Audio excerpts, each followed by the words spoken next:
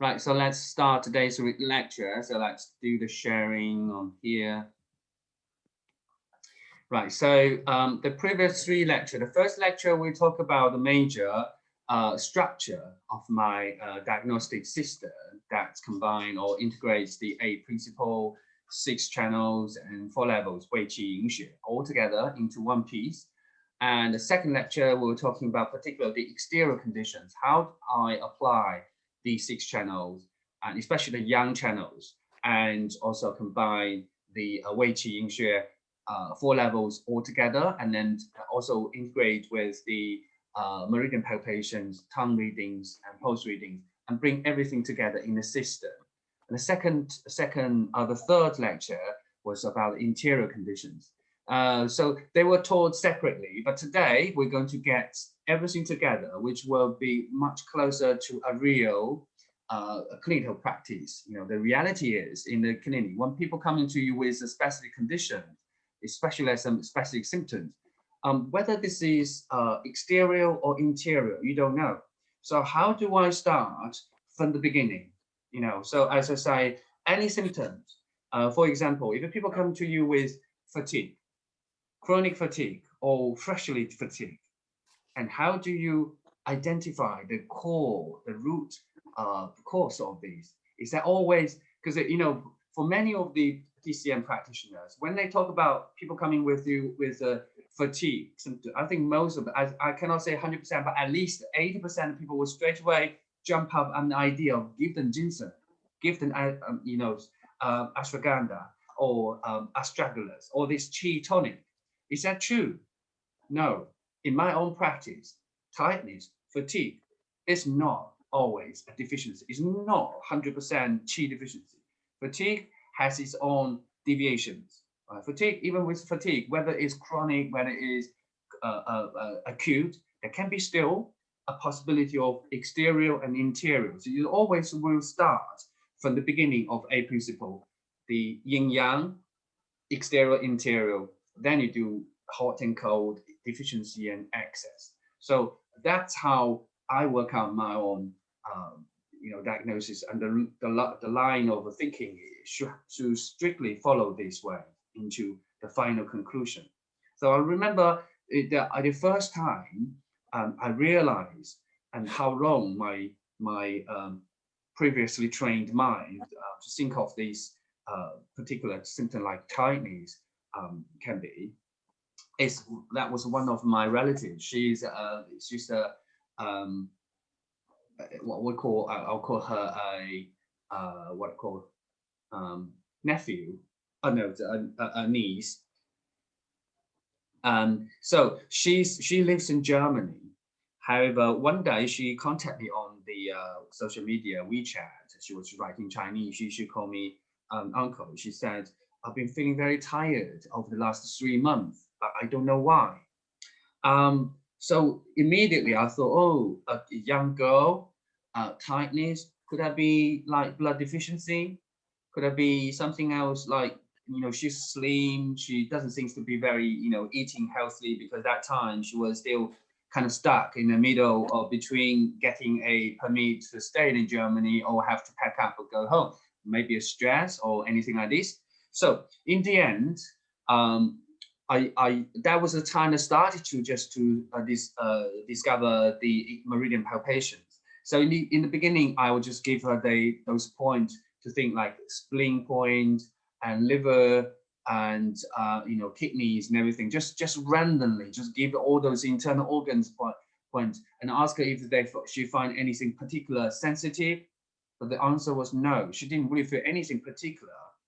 And then now we're thinking, oh, maybe blood. So give her some blood, like spleen 10, and also the bladder 17. Or that point, ask her to check, or ask her roommate to help to check. None of them seem to be very, very strong. So in the end, I kind of stuck in the way to answer what happened. So in the end, I was just thinking, oh, if it's not internal, maybe external, right? So then I started to ask her, did you have to actually, how did it happen? And did you have a heavy bleeding, or did you have any sort of loose stools? All the symptoms, nothing seemed to click in. until she said, until I asked, oh, well, sounds like it's not internal, might be external. So maybe you had some cold. I said, before it happened, did you actually remember you had any cold symptoms? And then she said, oh, I only just remember one night I went out in a kind of a cool temperature, and then I didn't wear enough clothes, and then but only just out for like 30 minutes and came back, warm up, fine. The next day I was fine. But then after that, shortly after that, I started to feel tired more and more. I said, that might be the reason. In the end, I gave her all this yang meridian to check. And then we found out the bladder meridian was the most sensitive point, the bladder 60. So at the time she was in Germany, there wasn't any like people nearby or available easily she can get to in the afternoon or evening. So I say, okay, you can do the massage on a point. So I give her the instruction to do the massage point. And I said, if you have moxa, you might do moxa. We'll see whether, because that was on the left side of the meridians, you can do the moxa. So that was well, she contacted me in the morning, and then we just the messages was exchanged throughout the day until like 4 or 5 o'clock or something, 7 o'clock. So then that was it. So and then the next day I woke up, I forget about it until months later. I started to realize, oh, she hasn't contacted me ever since. How is she? So and then I text her. I say, oh, how are you? How was the tightness? Oh, she said, well, that night I didn't do massage. I had one stick of moxa. So I did moxa for 30 minutes. And then I feel very tired and sleepy and fall asleep after moxa. But then for the next morning, I was fine ever since. My tiredness would just went after one night of one treatment on that point. So that gave me a very strong inspiration on those cases. So ever since then, I started to read everybody coming to my clinic. If they have tiredness, I always first to explore the possibility of the external conditions. About a year or 2 years later, my niece contact me again. She would say, oh, I start to feel tired again. And then I tried bladder points you gave me last time. It didn't work. I'd say, oh, so if it doesn't work, we need to explore again more. And then we can ask her questions about, all those bleedings, and she still starts to be very much external because they're very mild, nothing really internal conditions showing up. So then I'll say, okay, maybe we need to explore more. So I asked her, to do the more yang meridian. In the end, she found out large intestine 11 was the most sensitive point. I said, I found the answer to it. So then I would say, okay, this time you don't need to do the bladder point. Go for the large intestine 11 and the moxa again. And that was it. Again, one session of treatment, got rid of the tightness. So you can see tightness can happen on all stages of the external invasions. So it could be yang ming, could be tai yang, and could be shao yang. Right. For many of the chronic fatigue, say ME, or like fibromyalgia or polymyalgia, they're not only just having the pain, they also feel very tired, especially in the morning. So this case of that, there could be any of these, tai yang, shao yang, yang ming. It depends on which meridian was the most prominent one. Then you can work accordingly. Yeah, for a lot of those people's, but also don't forget the yin meridian can also cause problem, like kidney and heart, and what called shao yin. Okay, so if those tai yang, shao yang, yang ming are not working, then you can still also look into shao yin. Right, the typical symptom of shao yin is we call in Chinese way they say 少阴之为病，脉沉细，其人淡欲昧. This sentence says the Shao Ying's illnesses presenting deep and steady pulse, and a person constantly falling asleep or sleepy. 淡欲昧, only wanting to go to sleep. 脉沉细, pulse deep and steady. So that needs you, if you see a person, like say for polymyalgia or fibromyalgia or ME, very severe fatigue, all right, all the time sleepy. And if you feel their pulse is very deep and thin and deep. That usually is a Shaoyin condition. Then you can give them the Shaoyin treatment. Shaoyin treatment means you need to boost the kidney and heart yang. Okay, and this type also for quite a few of those depression cases. People have a very, very strong depression, always feel very sleepy, very tired, and that can be a case. However, if the pulse feels very, superficial, very floating pulse, that usually means the yang symptom. So you need to work on the yang system too. So only when the pulse is very deep, there's no floating pulse detectable, that means this you need to work on it, Shaoyin. But Yin can also cause problems like this. Yin, spleen, especially spleen damp cold, and people can have very tired and sleepy. But I think those tired and sleepy are not as severe as those kind of sleepy, constantly sleepy Shaoyin conditions. So then you can see, even with tiredness, there can be so many different possibilities. And then, and Liu Jing, the 6 channels, can fit in any of that. Then you just need to be really precise and clever to find out what exactly is causing that.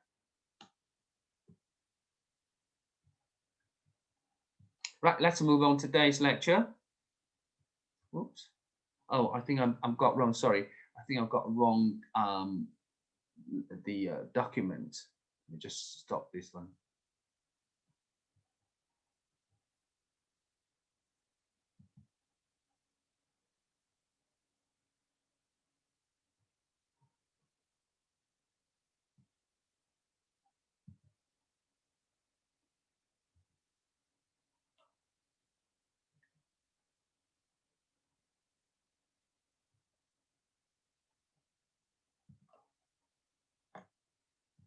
Right, can you see the document? So is that presentation now? Is the PPT in larger screen? Yeah. Yes. Okay. Right. So, right. This is the basic procedure as always. In the beginning of every lecture now, so you understand there's 8 principles that cover the yin yang, exterior, interior, cold and heat, deficiency and excess. And then following that, you need to really identify the exterior from the interior. And then if go down to the 6 channels and 4 levels, or if it's interior, you go to the internal organ differentiations. And the meridian palpation is always the one that helps you to clarify everything in a picture. So that's how we worked on. So understand that for the second lecture, we go the exterior code. So that will be the symptoms based. You need to really read the symptoms. And then for the symptom, as I say, even people present with a symptom like tightness and fatigue, you are already already sort of fit in all your exterior, interiors, or different kind of deviations. Then divisions of that. And also then you can read the tongue, superficial. Then you see those signs of that. Pulse reading, I got wrong this here. Tongue reading will be like coating and moisture of the coating, and the pulse reading will be like superficial levels or the depths of that. And meridian, that's related to the yang meridians. And if it's an interior condition, then you need to go down to internal organ differentiation.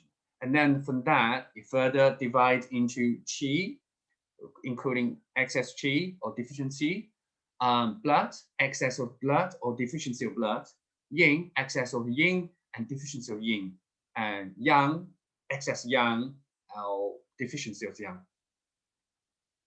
And this is all allocated to each individual organs when you go to.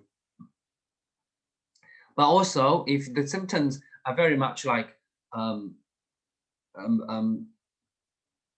cold oriented, then quite often 3 yin channel patterns in these 6 channels. It's also very helpful. So you can also follow these 3 yin channels pattern too. They are not too they are not contradictory, but they can help to fill the gaps in between them. So the tongue body normally shows the tongue body, shows on the interior conditions in the tongue reading. And the pulse reading normally will shows the middle depths, the median depths of that in the pulse. And meridian palpation usually fall into those yin meridian categories. So after you identify the exterior, interior, which means exterior is more related to yang meridians and interior is more related to yin meridian, then you still need to also identify if there's any secondary pathologies, which means that, you know, the dampness and phlegm and blood stasis and all that. And then, so that can be also shows on some of symptoms, but mainly by the tongue reading, which is like sublingual veins, coatings and spots on the tongue bodies and sizes and tooth marks and all that. And also the pulse reading usually means these the pulse shapes, wiry pulse, slippery, uneven pulse, and everything like this. And the meridian palpation is usually especially categories points like spleen 10, stomach 40, spleen 9, bladder 17, REN 17, etc. REN 17 is particularly good for the phlegm in the chest above.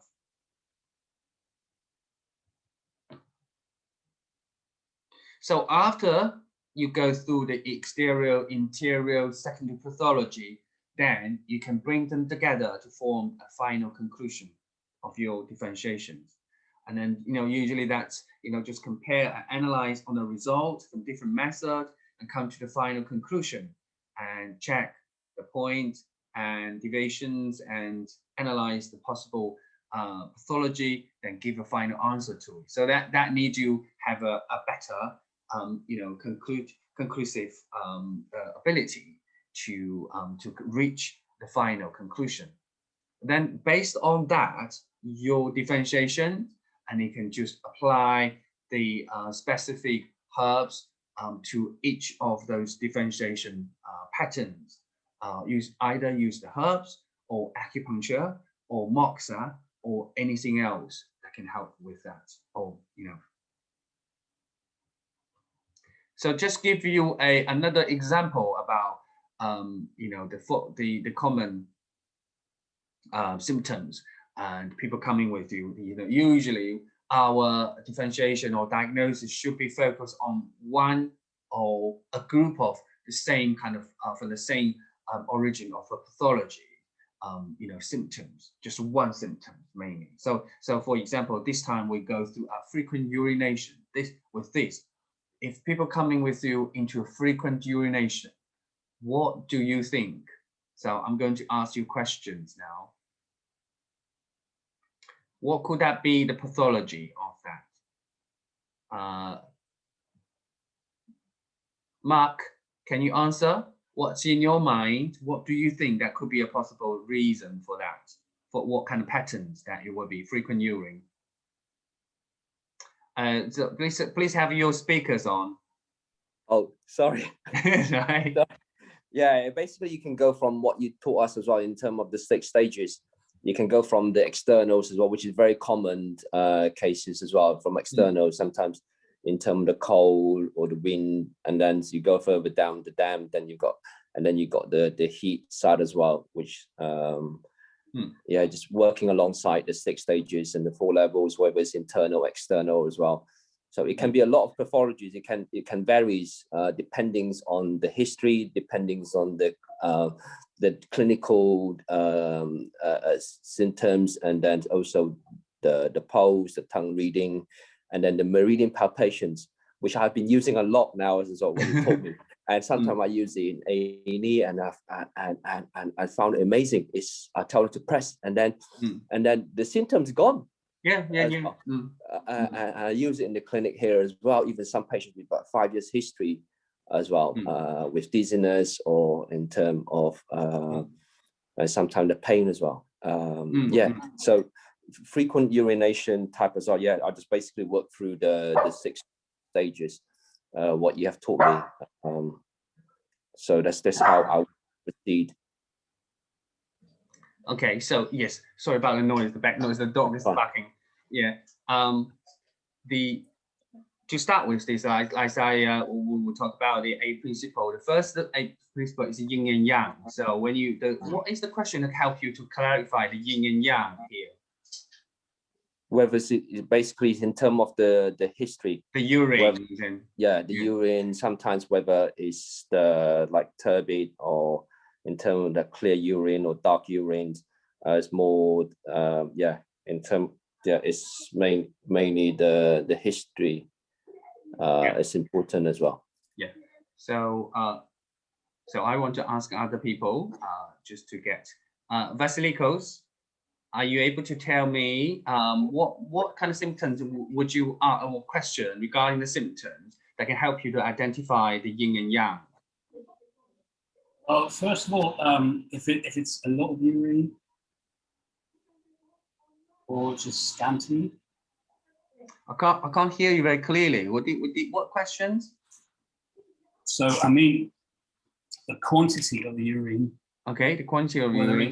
Whether it's a lot every time or whether it's scanty. Okay, right. So what does that mean? If it's a lot, what's that? If it's very scanty, what do they mean? Well, if it's a lot, I would think of kidney yang deficiency. Okay, right, yeah. And if it's scanty, I would think yin. I would think of the yin, yes. Okay, right. So it means your focus is mainly just on the kidney itself. That's what I would think first, yes. Okay, right, okay. I think this is the very common, it's very kind of conventional thinking, regarding the diagnosis of frequent urine. So, many people will straight away falling into the kidney categories.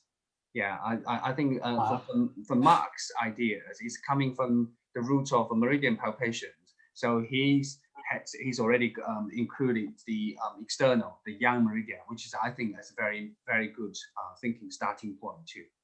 Right. So any other question you think is important to help you to clarify the yin and yang? What mean the yin and yang? Actually, Vasiliko has already mentioned about kidney. That's already the yin part of that. So for me, yin and yang, very important point is to ask, is it frequent in the morning, in the daytime, or frequent in the nighttime? Right, so because daytime is yang, nighttime is yin. So if it's to do with kidneys, quite often, especially kidney yang deficiency, it's very much nighttime, kidney qi and kidney yang deficiency. If to do with daytime, usually it's not to do with kidney. It's to do with the bladder.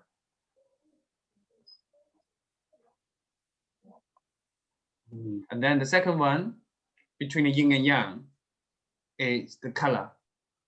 If the urine is pale, if the urine is dark, right? So dark is the heat, yang. Pale is cold, yin. So these are the two major questions I will ask to start with.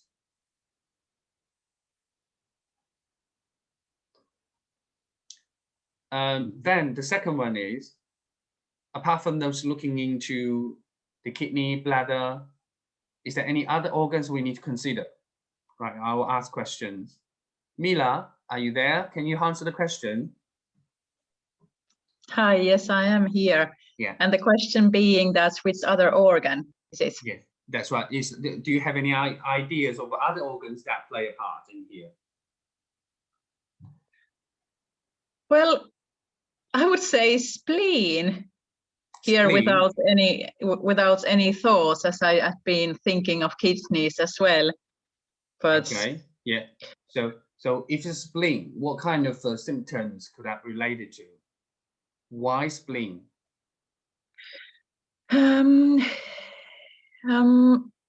well, I would be just looking at the transformation process that spleen is governing.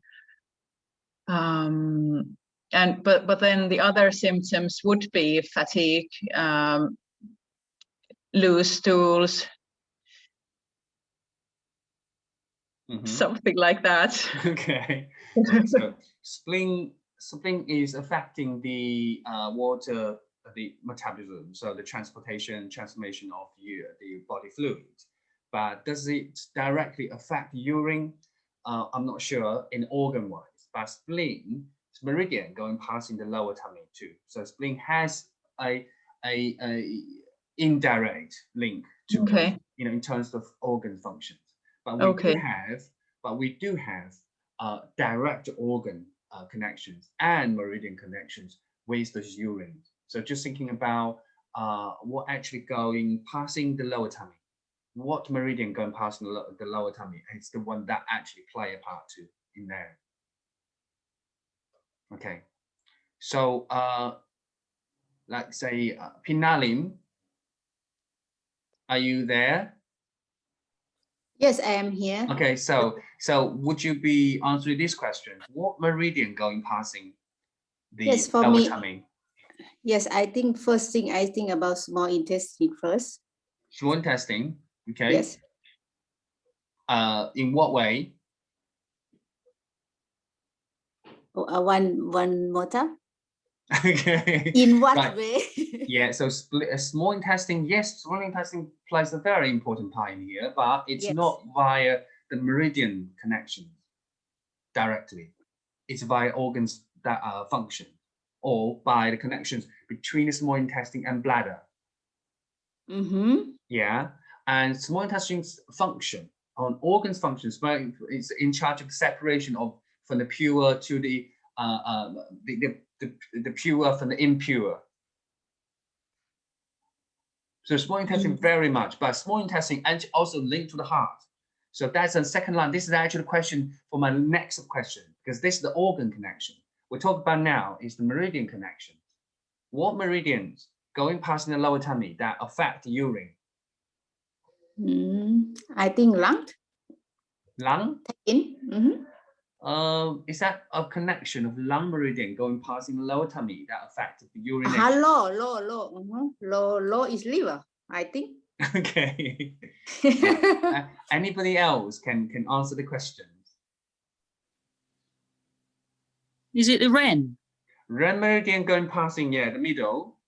So if you're thinking about the lower tummy, okay, so from the pelvis, the pubic bone, right? So from that, in the middle, Ren, half Chun, kidney, right? 2 Chun, stomach, 4 Chun, spleen, and liver going around the genitals, and gallbladder going around the genitals too.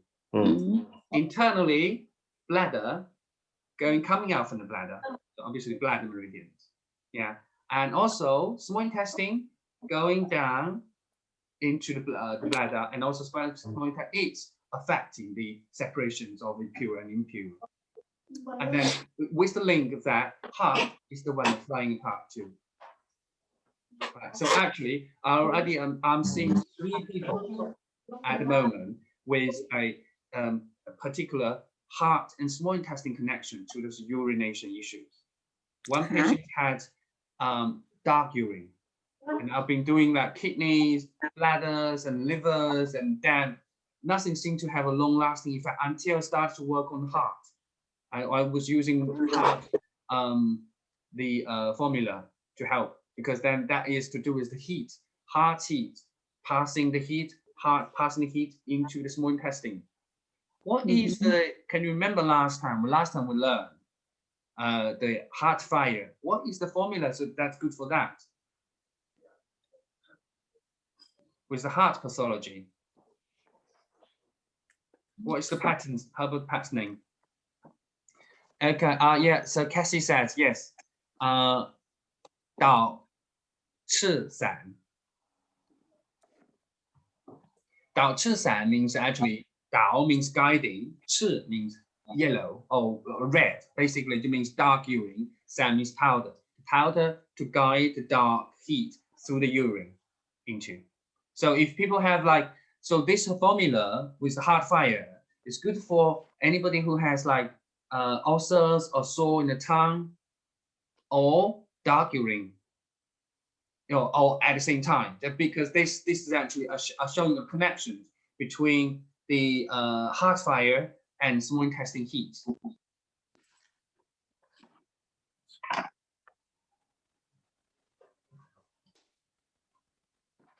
And then we also have one person who had those another patient, and also I was using like kidneys, problem, kidneys and bladder formula, liver formula. We tried several weeks to work on, because most of these points, meridian, they all show sensitive.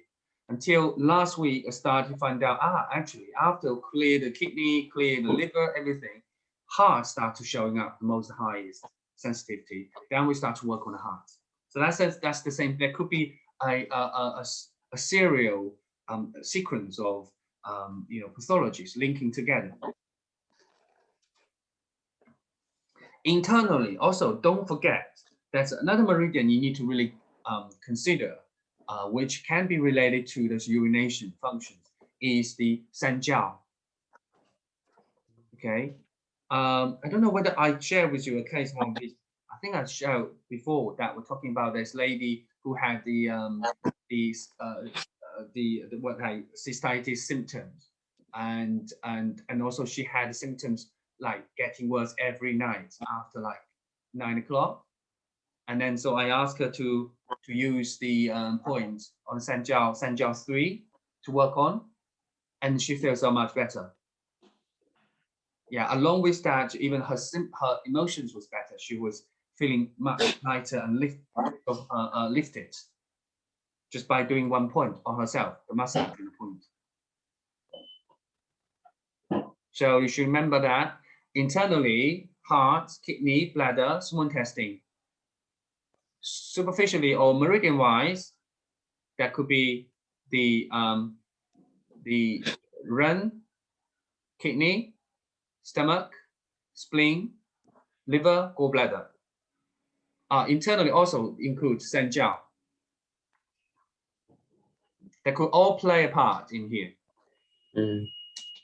Right. So let's see what actually we're writing here with those exterior and interior. So with the exterior, if you look at the little chi, the 6 evils, and then they are all coming into the they're all coming into the these 3 yang channels. You can see with the wind codes, very much Taiyang, bladder meridian, mostly significant.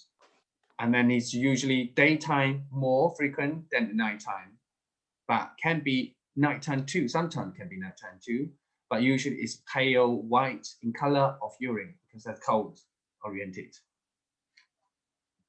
And Yangming sometimes can affect that. It can with sickness and diarrhea, usually as complication with Taiyang, Shaoyang repetitive patterns.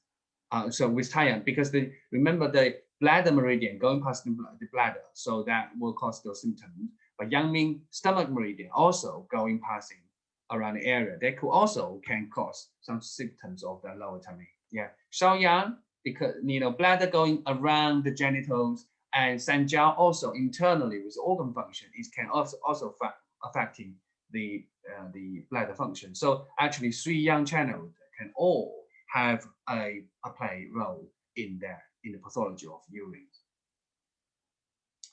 But Shaoyang usually happen in a repetitive pattern. So if you see anything that repetitive, repeating every time, the similar time of the day, that usually means that is actually a Shaoyang involvement. Then you can work on Shaoyang particularly. Yeah, and it's happened normally with that chronic development.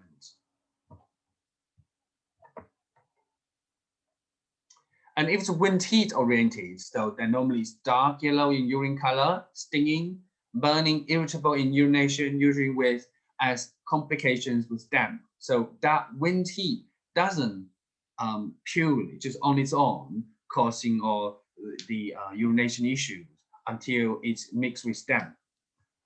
So usually dampness, it will be like heavy, lazy feeling and sticky, cloudy in urine.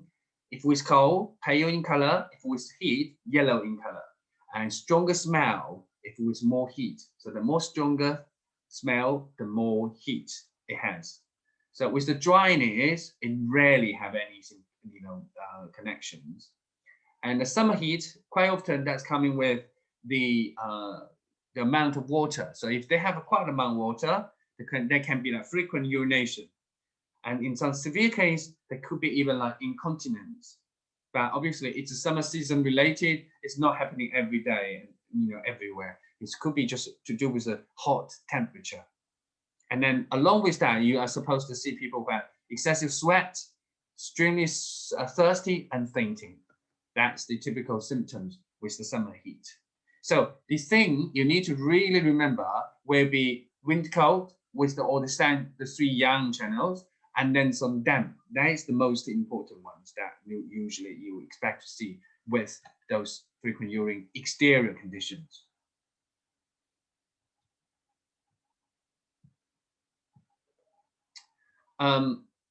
So particularly, we put here, give you a bit more, in the sense of meridian palpations. You can see wind cold and meridian palpation signs. So Taiyang, bladder meridians, you could see Taiyang is the most possible one that can, related to that. And then, so normally you expect to see some very highly sensitive points between the bladder 60 and bladder 65.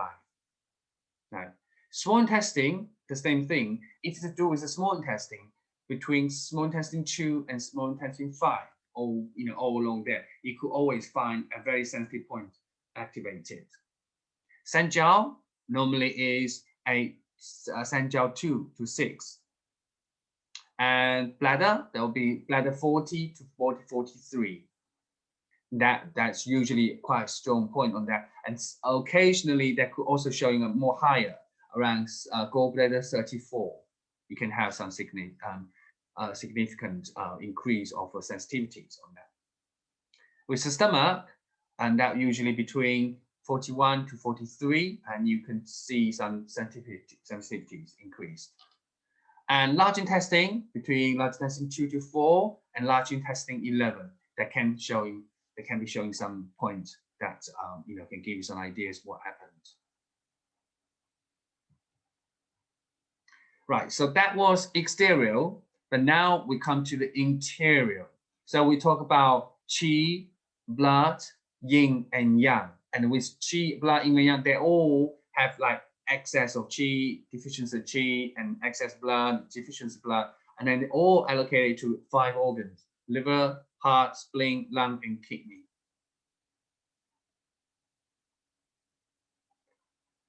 And as we mentioned early on, the heart can play a part, but then it's very much small intestine associated. So, and that's usually, if that's heart sensitivity, increase the sensitivity, then you also need to look into the small intestine side and to combine together to be able to come to a good solid conclusion. But the most common ones that can play a part usually is the liver and kidney, internal organ wise, the yin meridian wise. So we normally have qi stagnation of liver, or qi blood heat or blood stasis, and also blood deficiency of the liver, and also liver dampness and phlegm, or liver's yin deficiency or liver yang excess, and all that can have some impact of that. But let's look at only the qi and blood first.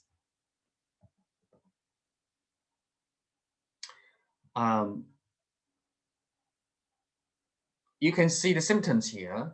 Liver qi stagnation. What is actually the pathology behind that? What kind of you expect to see apart from the symptom around here? What is the main kind of core pathology and what's happening with the liver qi stagnation? How could that affect the urination? Catherine, can you answer?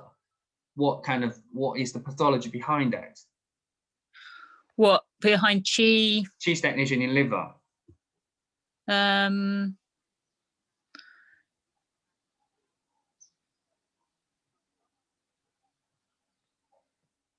The pathology. Well, liver is common to get qi stagnation, isn't it? It's one of the and then I suppose you're asking how that affects the urination frequency. Yeah. So then I guess is it something about wood and water? Possibly wood, if wood liver is congested or stagnation, does that weaken the, I don't know. Well, I think it'd be too far if you look, into that way, like 5-element relation. Yeah. But basically, because liver is in charge of the opening and closing, because the 疏泄. Okay. Right. So, Yeah. if liver is not happy, then it will not really let things going. So Okay. it either doesn't let door open, so it doesn't come out that smoothly, Yeah. or it doesn't close the doors. It make it stopping difficult. Okay. So I then see. that you cause that sort of incontinence. So that people can either have no urination, difficulty to pass the urine, or have a difficulty of always Stop. having some issues of feeling constantly feeling a pulling sensation, just because it's not closed properly, or they can have a drippings. Or a bearing down sensation. That's right. Sometimes Yeah, that could be the all liver gets that, don't because they? Yeah. all that. But however, liver qi stagnation can come from two ways. One is the actual excess, the complete excess liver qi stagnation, or coming from a liver blood deficiency base. So that could be coming in two ways. That will reflect into the actual symptoms. Yeah. So one, liver qi stagnation and liver blood deficiency leading to liver qi stagnation. What would that difference in the symptoms in practice? I suppose with liver blood deficiency versus excess, they probably feel more stressed and emotional, and maybe there'd be a sense of heat as well, possibly.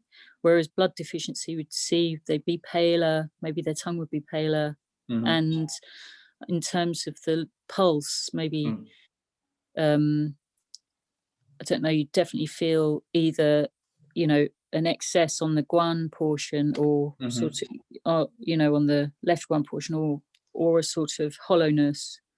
Would you, with blood deficiency? Right. So symptom-wise, I would say liver qi stagnation has much more stronger, like pulling, distending, and stronger pain, and then they have difficulty of open, so they feel difficulty pass water and pain, more pain. Right, and then also in that case, because liver qi stagnation usually related to people with stresses and all the anxiety and frustration, and also related to the period.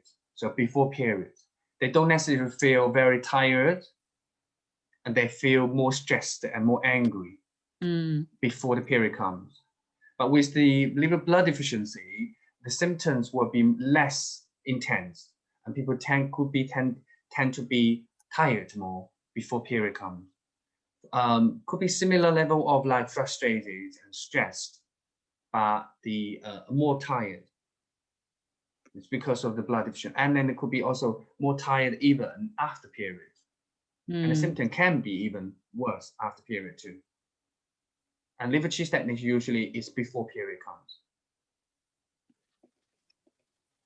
Yeah, and then and also we'll talk about you were right about the tongue, right? Liver qi stagnation will be more purple tongue. Liver blood deficiency will be slim and pale tongue. The pulse wise, liver qi stagnation usually can cause a pulse, wiry pulse, but not necessarily to be thin.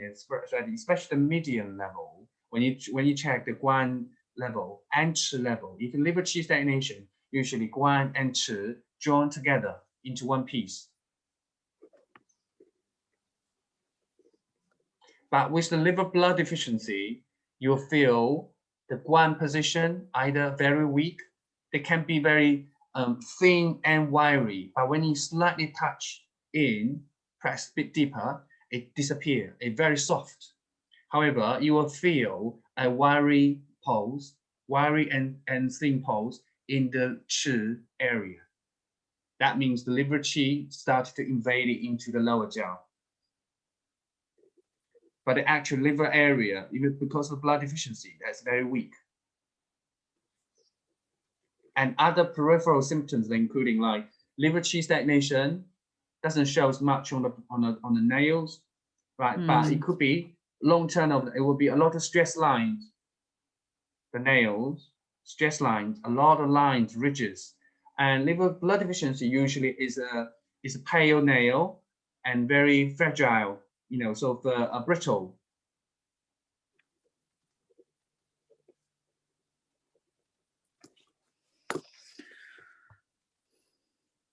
Okay, and then if it's to do with the blood stasis, that usually means, you know, quite often related to the menstruations, and then you expect to see the people will have a quite painful period when the period is on. So during the period, pain, stabbing pains, and then the bladder will be more stabbing pain too. You know, so even if they have urine, they could also have go together with the stabbing pains when they pass water. And the lower tummy feels much tighter and hard.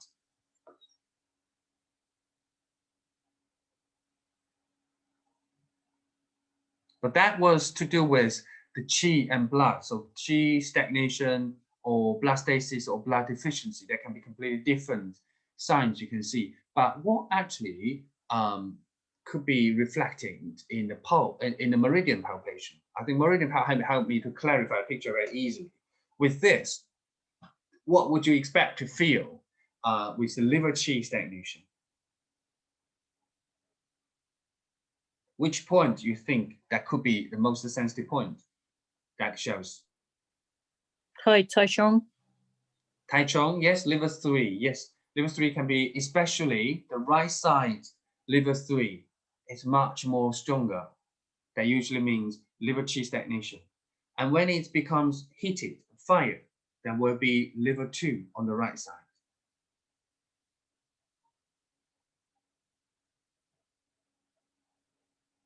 Yeah. So if it's to do with liver blood deficiency, and you normally will feel either the Taichung on the left side, hollow, or split, or liver 8, hollow. Yeah, and the pain usually is not sharp pain, it's normally quite bruised pain. Liver 8 is usually a very, very strong point to diagnose the liver blood deficiency. If you feel that's a very hollow area just around the liver 8 area, sometimes it can be as hollow as a big, you can put a whole fist, press into the area, the muscle. That's very hollow. And then, you know, that's very strong sign. Is when it's, you know, it's not necessary to be a very highly sensitive point. Quite often it's around 6 out of 10. Yeah, because of blood deficiency. And when it's got yin deficiency or fire and qi stagnation, then it becomes over 7. But purely liver blood deficiency usually is under 6 or around 6. What do you mean 6? You mean 6 out of 10 sort of score? Yeah, 6 out of 10. Yeah, Okay. yeah. All right. Normally we will call the what we call positive point. Usually is the rate is 7 above. Is the one. Yeah, with the standard pressure people normally have.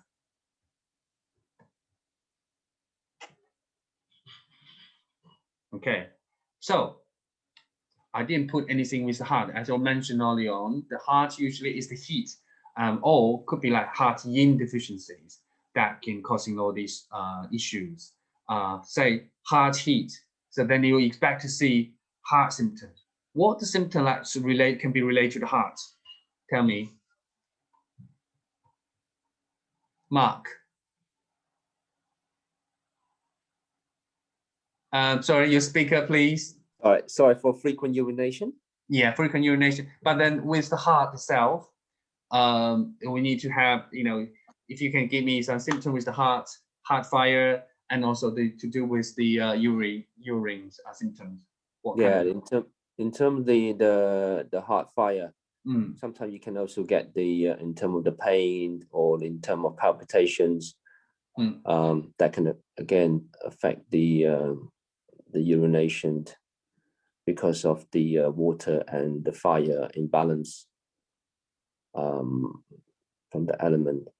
And even sometimes with the heart qi deficiency, again, you can also have the frequent urinations because of the imbalance of the fire water element, I guess. No, okay. I haven't seen any case of like heart qi deficiency causing a frequent urine, but that could be a case because of this Xiao Yin. Okay, so but I think it's more a connection between the heart yang and kidney yang. So that might be affecting it in that way. But particular talking about heart fire is the heat. So you expect to see can be insomnia, difficulty falling asleep because heart fire, right? And then you can have heart open to tongue, so you can have tongue sore or sore tongue or ulcers in tongue, right? And then usually because it's too far, and then kind of a big round circle. If you're trying to think this is between the heart and the kidney, so water and fire relation, it's a more heart and small intestine and bladder. Right, just because of connections, small intestine, bladder, they are the meridian connections. So that means where's the fire in the heart, you get insomnia, you got sore tongue, ulcers, then you can also have palpitations. And then there could be like short and dark urine, or sometimes burning sensations, and so urges of urinations. Yeah, that was, that is the main thing, and is rather simple, not as complicated as the other organs. Would you get edema as well for the lower limbs, like edema, or upper limbs edema for the heart? Rarely, because obviously, that's to do with the heart qi or heart yang deficiency. Okay. Yeah, and when that happens, it's not only the heart qi and heart yang, it's also affect kidney qi and kidney yang. Yeah, because obviously the one that we're using, as I mentioned yesterday, last week, we talked about Xixing and Fuzi. Okay, the Xixing is the one that boosts the heart yang, and Fuzi is the one that boosts the kidney yang. Yeah, however, so when they talk about Shao Yin, it's not only the heart yang, it's the kidney as well.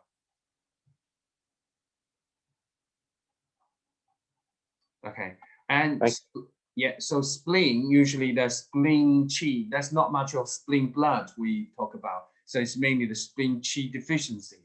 Obviously, when we say spleen qi deficiency, the frequent urination doesn't really shows too much of that connections with spleen qi deficiency. However, when there is a spleen qi deficiency, that could be particularly a signs of a water retention or spleen, the dampness retention. So that could be a case of the lack of urination rather than a frequent urination with the spleen. Yeah. So spleen 9 is a very good point to redistribute the water, and that's a very good point you can use in clinic. So if people have troubles with water retention, so especially the lower part of the body or middle part of the body, feel bloated and quite kind of puffy feelings, spleen 9 can help to change that immediately. Immediately mean that doesn't mean it can dismiss the swelling straight away, but it could change the puffiness and bloating in the tummy very quickly. And also, if there is a like thirst, feel very dry mouth, if you believe this is to do with spleen dampness, spleen 9 is a very good point to change that thirst immediately. Immediately, just within seconds. Okay, so you could just palpate the clockwise massage of spleen 9, so 30 to 50 circles. If to do with the dampness, so you can see obviously the tongue looks very puffy, thick, greasy coatings, and people feel they're very dry in the mouth. Reducing method clockwise on spleen 9, 50 circles. The mouth will be filled with water immediately. And the water, even related to the spleen deficiency, dampness retention, working on the spleen 9, deep massage on the point, straight away people will go. At least for like, for most of my patients, they do, the longest one can be like 5 days after after treatment. They keep passing water. And then often, within 3 days, some of them like 24 hours, frequent urination from the spleen 9.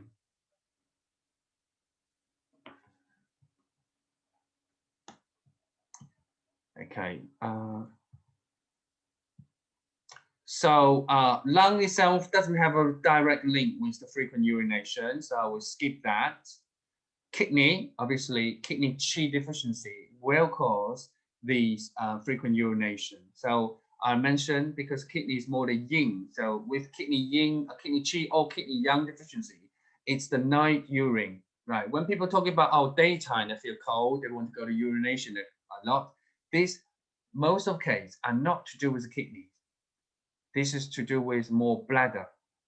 Only when it's more, because you always ask questions. I say they say, oh, I have a weak kidneys, or in Chinese meaning. Sometimes when in here, most of the Western will say, oh, I have a weak bladder, or I have a sensitive bladder. But in China, they don't normally say I have a weak bladder. They normally say I have weak kidney. That's the common ideas.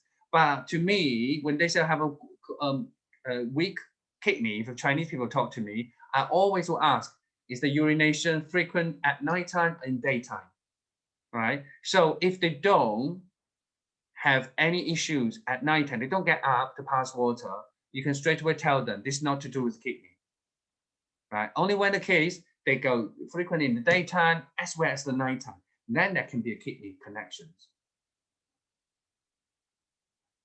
Right, so if it's only to do with the daytime urination, I believe that is certainly not the kidney pathology, more a bladder, or could be the liver, could be the sanjiao, and could be small intestine,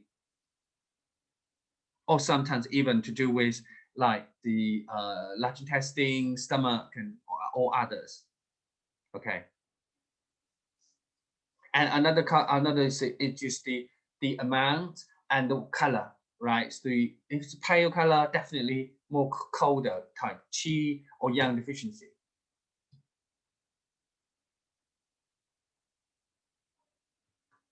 But with the kidney yin deficiency, so you can have kidney yin deficiency heat, that could also cause some cystitis. That can be also causing some frequent urination. But kidney yin deficiency on its own will not cause all those frequent urination. It gotta be a combination of exterior conditions like bladder. Yeah, with the kidney yin deficiency, you can only expect they don't have enough water, so they will not go to toilet often. Only when it's being stimulated and irritated by external like bladder troubles or other issues, then they can have a combination of impact over the bladder. Otherwise, purely kidney yin deficiency will not cause frequent urination. Right, so let's look at here yin and yang. So after the qi and blood, we're coming to yin and yang. Yin excess means damp, phlegm, yin fluid, and all that. So generally, this yin excess will make people feel overall heavy, lazy, sticky, or kind of wrapping feelings and all that. But then you can also have the yin deficiency. That means you can have kidney yin or liver yin deficiency, or sometimes heart yin deficiency and everything. Again, with this yin deficiency, you're not expect only happen. They quite often that could be combined with the external condition. With the fire, like say excess yang fire, you can have liver fire or kidney yin fire. So yin deficient heat, and that could also causing like troubles like because the heat they can burn the water to turn into the stones and everything. So there could be the blood, the bleeding, as well as like the blood. Yang deficiency, normally spleen yang or kidney yang. Spleen yang doesn't really cause frequent urines, directly. That usually is frequent urine can be coming along with loose stools, frequent bowel movement with loose stools. And yang deficiency will cause the night urine, kidney yang deficiency will cause night urine, but more, nighttime again, and colder symptoms. So compare between the kidney yang and kidney qi is the severity of cold symptom. The more colder, the more problematic with the kidney. Right. Again, cold feet. Is this always kidney yang deficiency? What else can cause cold feet or cold back? Catherine, can you answer the question? Apart from yang deficiency, I suppose cold excess or yin excess can also give us cold back. I mean, we often think of the lower back anyway, about kidney. So this is also kind of a blind spot. And when you talk about cold head, cold feet, and cold back, normally you say, oh, straight away kidney yang deficiency. Or damp cold, right? But actually, you should also, especially after these calls, you should also think about the exterior. Right. Yeah. So bladder. Okay. Bladder is very much possible to have that, and also gallbladder, because they all go to the bottom of feet. So the outside of the feet. Okay.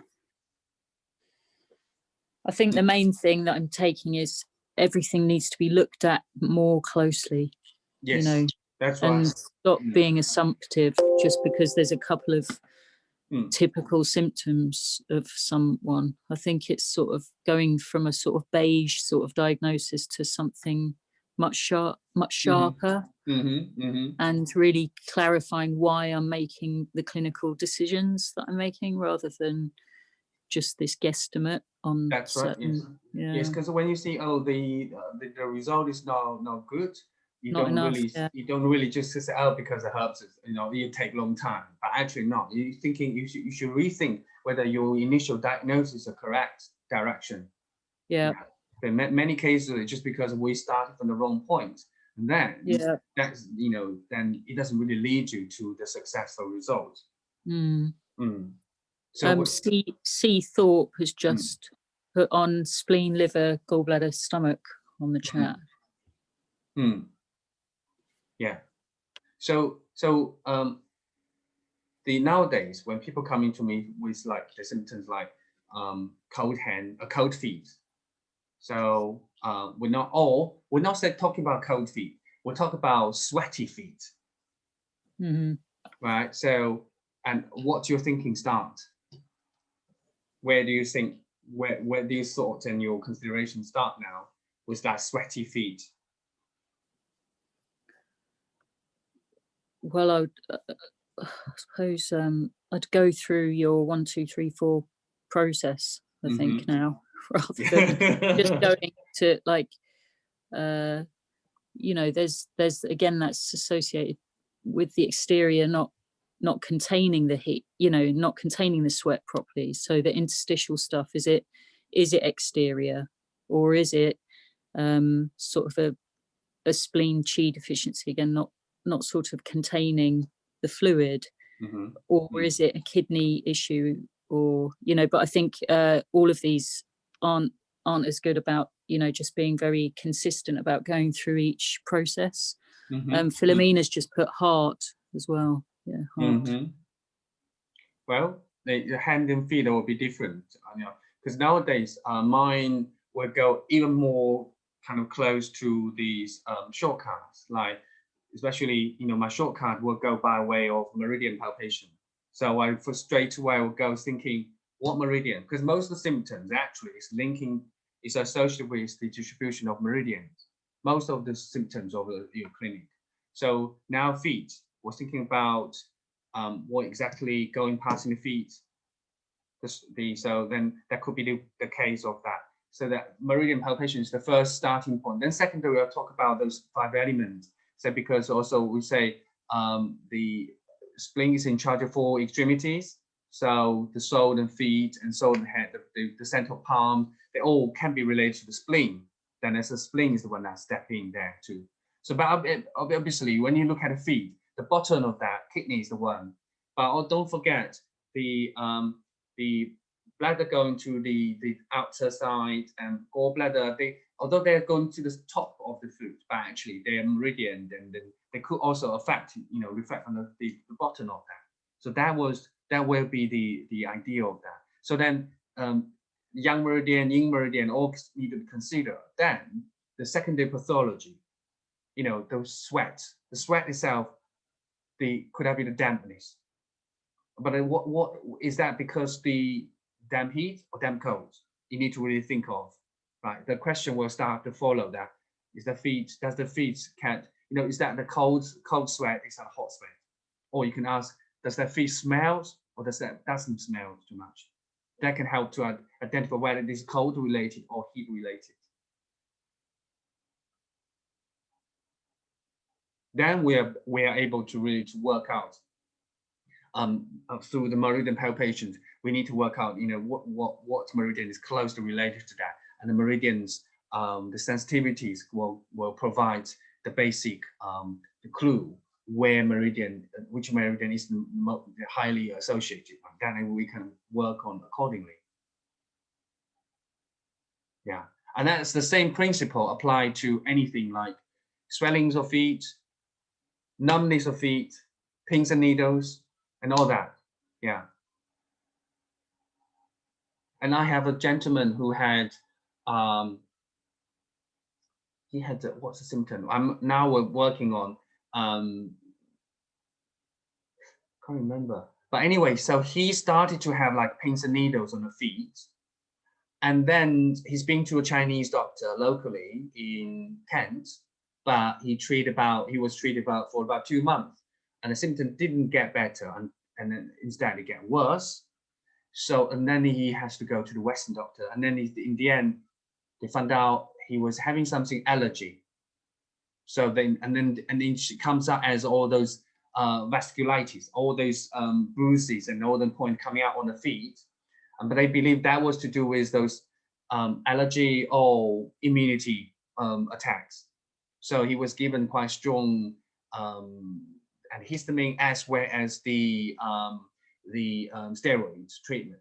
And after that, all those vasculitis has disappeared, but his pins and needles and weakness of the foot doesn't come back. So that's came to see me. And then my idea starting off on all that. And then what I did was just to palpate on the meridian, and then testing on each meridian. When we treat them, like 50 to 30 seconds by the method, either the reducing or inverting, depending what I found on the meridian. And then to find out what exactly causing the problem. Then in the end, we found out that was related to the externally stomach and gallbladder issues, and liver blood deficiency and spleen qi deficiency.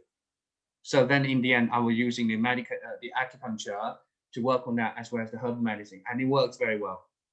So just within a week, he had about 40% of the sensitivity and movement back.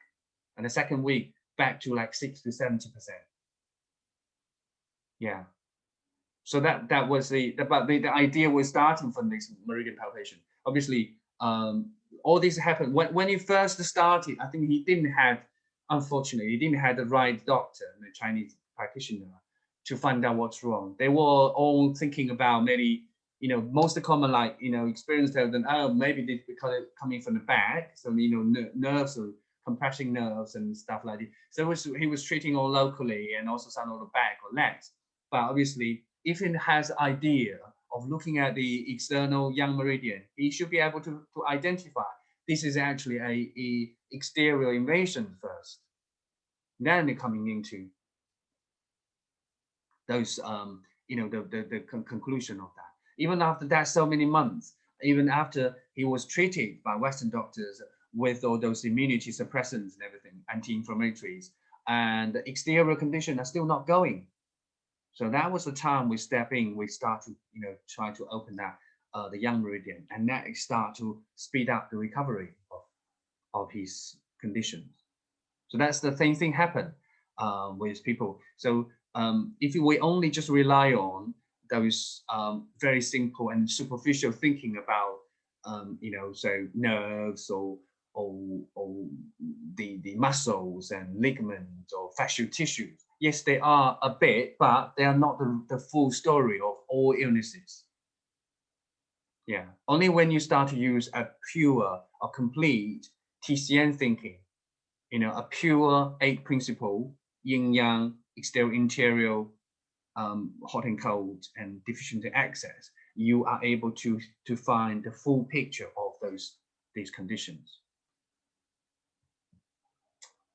Okay, so now that was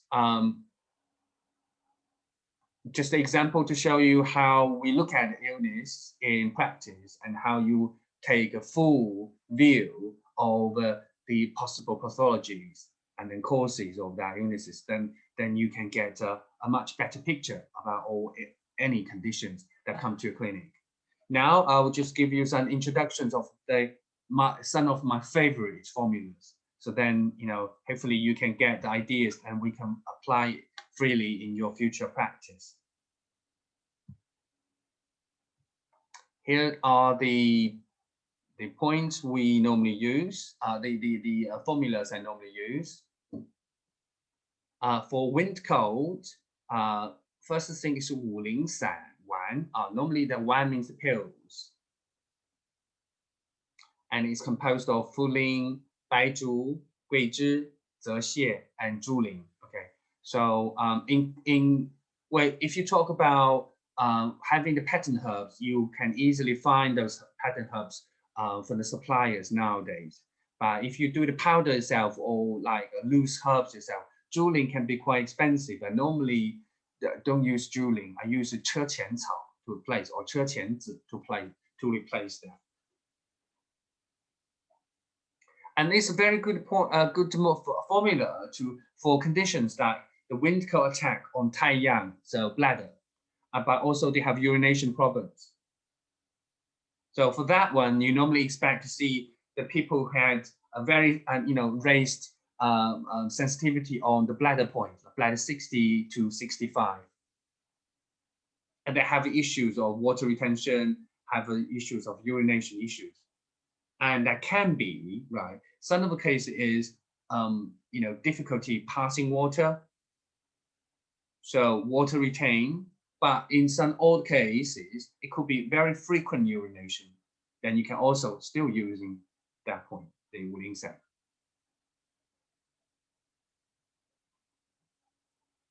So the standard use that, so you can see the puffiness of legs, of the lower legs, plus the sensitivity of the bladder points, and then people can also have the symptoms of like tightness of back or back pain, stiff necks or stiff back.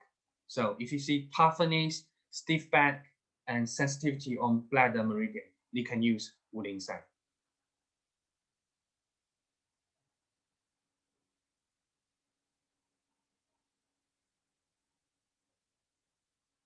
And 葛根汤丸, so 葛根汤 is composed of 葛根, 桂枝, 白芍, 麻黄, and 生姜, 大枣, 炙甘草. So because we don't normally have the 麻黄 that easily, so this 葛根汤 is not that easily available for most of the suppliers. However, in UK, Prime Herb, they do the formula, so you can always order the 葛根汤 tablet from the Prime Herb company. I use this one for most of the case of the beginning of the taiyang, so wind cold attacking on taiyang, people who have headaches, running nose or blocked nose, then stiff neck, stiff back, and all that to relate to the taiyang, the bladder meridians. And also we use that with the Yangming stomach, cold in Yangming. So there could be like blocked nose and running nose and all that too with the 葛根汤. And nowadays people find out the early symptoms of COVID, 葛根汤 is the first one you can always rely on that can quickly turn the positive result of the PCR negative soon, just within several days. can help to get rid of those, the virus quickly, boost the body's defense symptoms. Okay, and 藿香正气散 with the Gurkentang, normally you expect to see my standard to choose to use the Gurkentang is again the Taiyang symptoms, any Taiyang symptom and Yangming wind cold symptoms. So with sensitivity increased on Taiyang and Yangming, and the pulse usually is floating and tight, floating, slippery and tight pulse. Then you can use Gurkentang.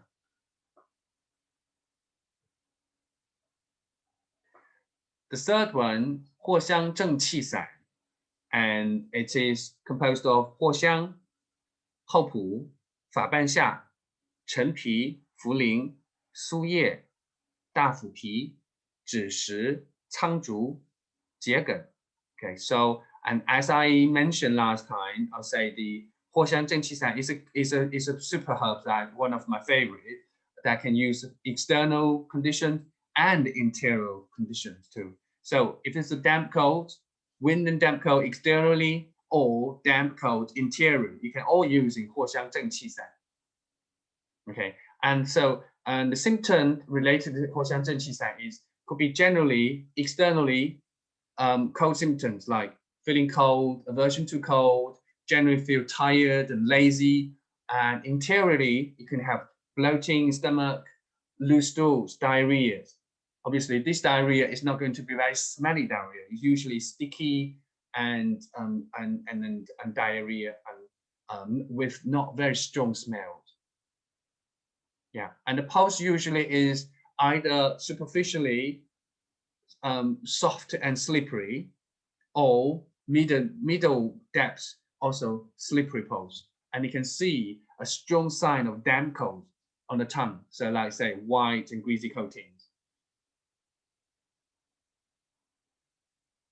And then there could be also the increased sensitivity on stomach or large intestine symptom meridians, and also particularly with spleen 9 increased sensitivities on the left side.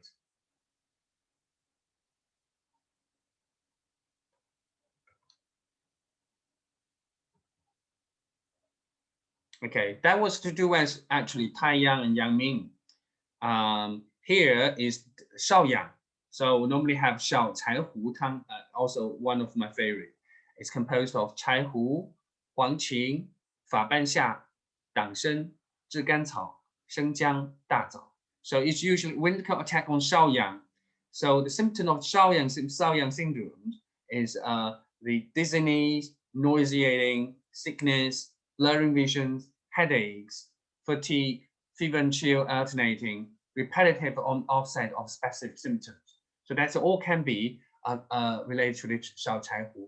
And the typical pulse of Xiao Cai Hu is superficially thin and wiry.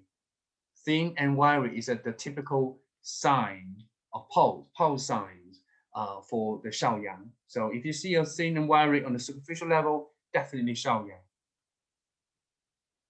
And do you remember the typical signs of tongue of Shaoyang syndrome?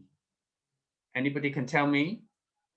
What was that from the first or from the second lectures we also mentioned?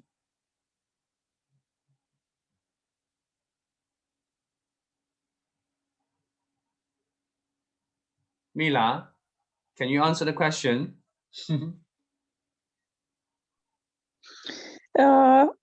I can't remember now. Sorry. Okay.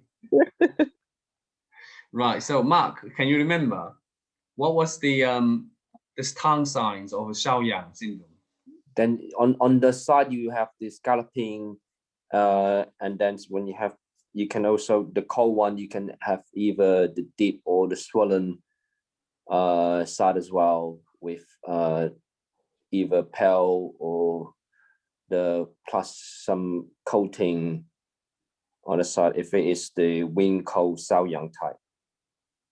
Right, so Shaoyang is talking, well, basically Shaoyang in Chinese understanding is related to the balancing. So that means in itself, it could be reflecting the size of the tongue, both sides of the tongue are imbalance, uneven, or the coating uneven. So left side more, right side more, or less. Like, you know, you can see they're uneven, size-wise and shape-wise, they're uneven. This is one of them. Second, it's a very typical what we call diaphragm line on the tongue surface. If you see the lines of dipping and pushing up, that's a line separating the upper jaw and lower jaw, middle jaw. That's a line showing that usually claiming this diaphragm is very tightened up. So that is also typical Shaoyang, because the diaphragm is the location where the Shaoyang symptom happens, right? And also the color of the tongue. The tongue color is pale but with purple, into purplish. Yeah, so that was Shaoyang's tongue signs. Okay, so now Da Cai Hu Tang is the a combination of Shaoyang and Yangming heat. So you can see Cai Hu, it's composed of Cai Hu, Huangqing, Fa Xia. This actually coming from the Xiao Cai Hu Tang, and Shengjiang Da Zhang also coming from the Xiao Cai Hu Tang. So it's only get rid of the Dang Shen and Zhi Gan Cao, which is to strengthen the spleen. Instead, in put in Da Huang, Zhi Shi is actually coming from the Xiao Cheng Qi Tang, means the pushing the heat, Jiangming, from the Yangming organs heat. And Bai Shao is to also help with bowel movement and also help to nourish, give some, you know, the blood and the yin tonic. So to help with the bowel movement, that means with this, you have the symptoms of Xiao Cai Hu, the Shaoyang Zheng. So you can have dizziness, bitter taste in the mouth, sickness, blurred visions, and headaches, and all that. But then you have constipation, bloating in stomach, yeah, abdomen. So that will be Da Cai Hu Tang. Xiao Cai Hu Tang can be used for many conditions, including headaches, including any like chronic fatigue. And Xiao Cai Hu Tang has been, along with Gui Pi Tang, before all those cocktail therapies have been invented, a lot of Chinese practitioners using this combination to help people who has HIV infections. And it's just because they can help to settle the immunity systems, help to boost the immunity functions. And I do also find out Shaoyang syndrome is most of those autoimmune disorder people, the cause for autoimmune disorder. So when your autoimmune function starts to get wrong, your self-attacking start to form. Usually it's a reflection of Shaoyang disturbance. So therefore, we can use Shaoyang, we can use Xiao Cai Hu Tang for anything that you find out that is a troubles, that is involvement of autoimmune disorder. Therefore, you can use this for people who had polymyalgia, fibromyalgia, ME, or Hashimoto disease, and all these autoimmune, or even like rheumatoid arthritis and psoriasis. You can all use that for that to help to regulate the immunity functions.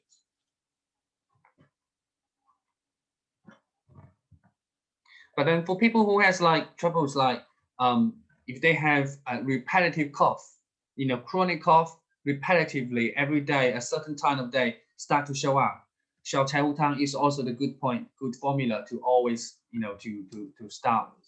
It's just because Shaoyang syndrome has a very characteristic symptoms that's related to the specific repetitive patterns. Almost every day happening the same time, the same symptom. Then you can always consider to use Xiao Cai Hu Tang.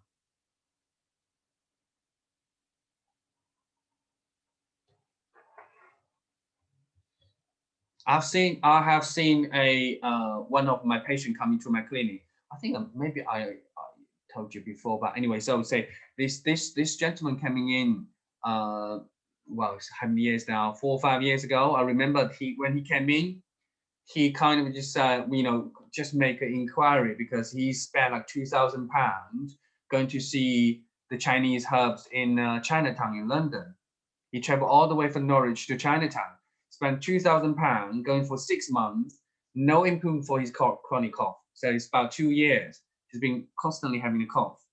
And then we found from the signs, I found that was actually the Xiaochaihu, the Shaoyang syndromes, along with the phlegm and sort of damp phlegm cold trapped in his system. So I gave him the formula that involving the Xiaochaihu Tang along with the 半夏后火汤. That was another one for the phlegm, and also the 三仁汤, which is to do with the phlegm as well. 三仁汤, we last lecture, you can always go back to last lecture to check all the formulas.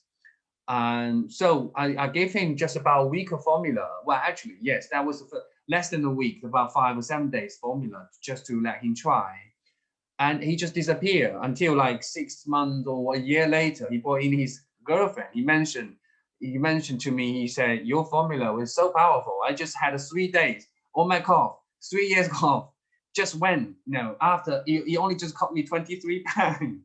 So so that was the case. If you have the right formula, you can make things recover very quickly. But if it's not the right formula, however spend time, money, it's not the right answer to it, and then you're just wasting time and money. So it's the idea of you do need to find precisely what is going on to give the people the right medication.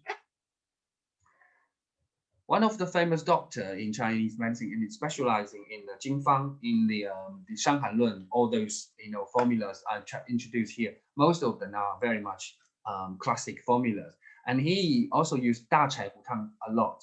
He used Da Cai Hu Tang for people who has like the obese, so overweight issues or hypertension. As long as he found out they are the one person had a very strong constitution, a lot of yang ming heat constitution, and always tummy, big tummy, especially they also feel full under the stomach, under the kind of the rib cage around here tight, and stomach tightness and rib cage tightness, and then generally red face, loud speaking, and tend to be constipated, or the type of person can always using Da Cai Hu Tang to bring the weight off, and also to bring the blood pressure down. So you understand with the Xiao Cai Hu and Da Cai Hu, a very strong abdominal sign is the tightness, the rib cage, and under the stomach. So if you press there, if they feel pain or if they feel very tight, that usually is a sign of Shaoyang. Then you can always use this formula to help.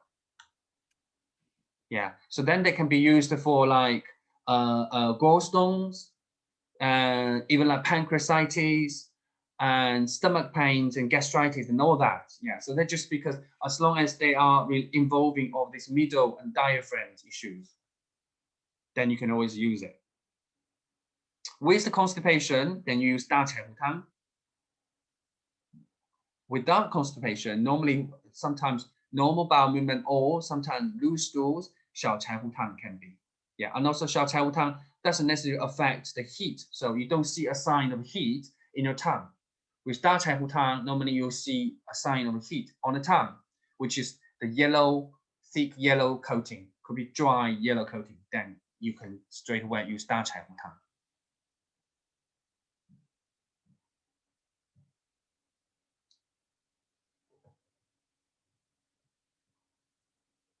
Okay, so let's move on. Wind heat. So you can have Ying Chao San. It's one of my favorite formula too. So it's composed of Lian Qiao, Jing Ying Hua, Jie Gen, Bo He, Zhu Ye, Shen Gan Cao, Jing Jie, Dan Dou Chi, Niu Bang Zi, and Lu Gen. This is to do with the wind heat attack. So usually the people who had like say sore throat, mainly sore throat, it's for the wind cold attack. Normally you expect people who have itchy, particularly throat. But if it's a sore throat, usually it's the wind heat. Okay, and then wind heat normally cause sore throat or cough more in the daytime, but wind cold usually tend to be more in the nighttime. So it's not the middle of the night waking up. It's normally before they go to bed, before they fall asleep, they constantly feel tickly throat and coughing. That usually is a sign of wind cold. And then normally wind heat will cause like swellings of tonsils. So you can see the tonsils get swollen, and red tonsils. If the tonsil doesn't look red, instead it look pale or kind of purple, that usually can be a cold. But if it's red, the redder, the deeper red, the more heat. Then this one is generally have to dismiss the wind, the heat, the wind heat. In Chaoshan is very good. And we'll have a case study later on about how to, the using that in Chaoshan. And then Xiaofengshan is another one, particularly for skin issues. So for the wind heat skin issue. So it's composed of 荆芥、防风、牛蒡子、蝉蜕、苍竹、苦参、石膏、知母、当归、生地、火麻仁、木通、生甘草。So in nowadays, because 蝉蜕 is an animal product, so it might not be that easily to have 蝉蜕, but you can still get these formula and the patent herbs from most of the suppliers. So maybe 蝉蜕 is missed out. But quite often, if I do make my own powder, I don't use 蝉蜕 in my formula. I use 薄荷 instead, just to replace the 蝉蜕. And 木通, normally they don't, because the 木通, again, there is a dispute over the toxicity, poisons of 木通. They don't have 木通, then you can have 通草 instead.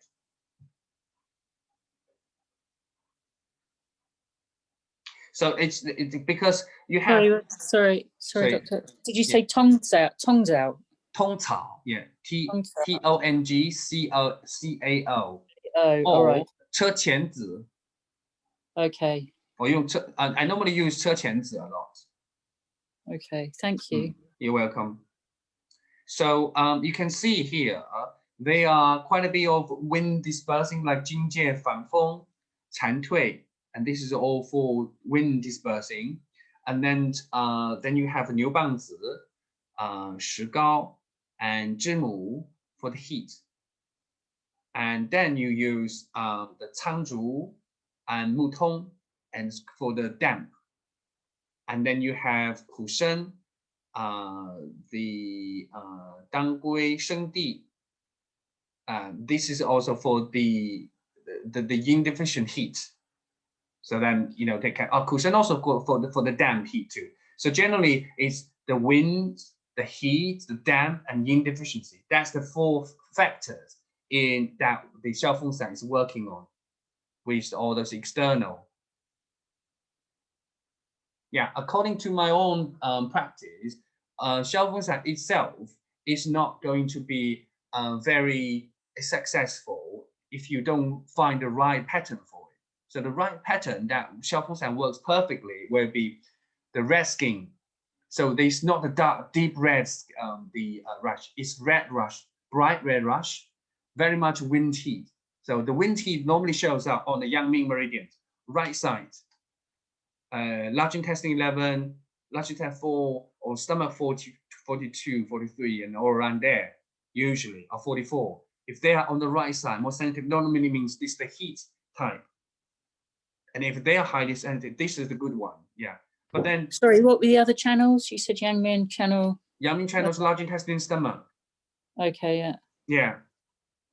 Yeah. So stomach 42, 44, large intestine 11 or 2 to 4. Yeah. They, all around there. If they are sensitive, that usually means the right side. This is to do with the wind heat. Then you can use Xiaofengshan. It's good. Yeah. But then when you have others like blisters, but they are more in a inside of, like on the palm and on your feet and in the medial side aspect of your legs and arms. These ones are not, Xiaofengshan will not be working that well for that. It's just because this is all reflecting the yin areas. And blister normally means This is the damp heat related. So instead, this one, 龙胆泻干 is better. It works better with those young, the lateral side aspect of your arms, legs, and body. Yeah, with the wind heat. But then, also this type of wind heat, the rush, skin rush, tend to be itchier during the daytime. When the skin rush becomes worse at nighttime and itchier at nighttime, 消风散 is not going to be enough. You need to consider to use 知柏地黄 to put in there, because that in the nighttime usually means the yin deficient heat.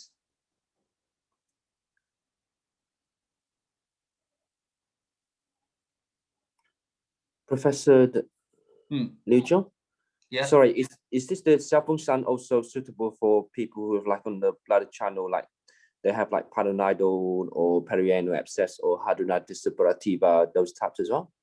Well, it depends on, so the location of the skin rash doesn't matter. Okay. Then you can also use for eczema. You can use it for even like psoriasis, as long as you find that this is to do with yang ming heat. Okay. Right. So right side, large intestine, stomach meridians more sensitive than the left side. Okay. Thank you. That you can use. Yeah, anything like superficial that can be used.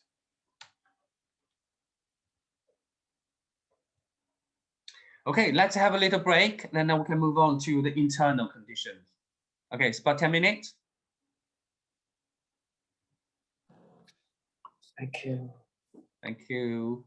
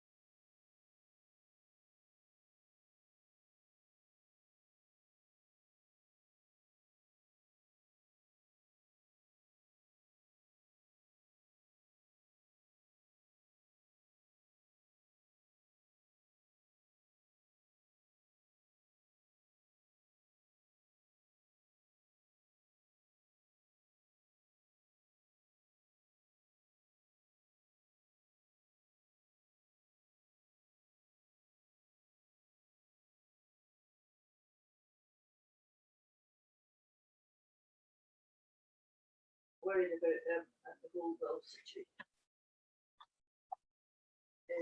We've lost Gran, and I don't want to be a fallout for the rest of the family.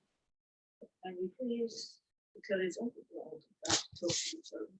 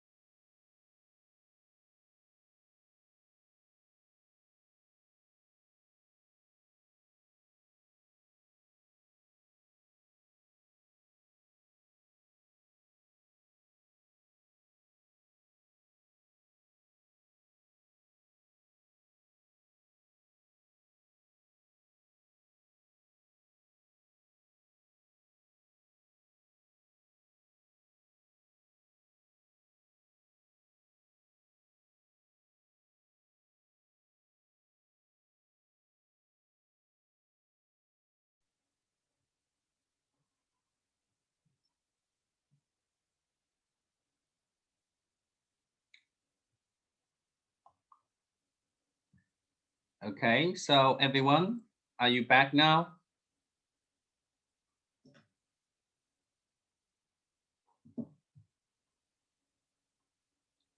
Well, I'm not sure. Yeah, okay.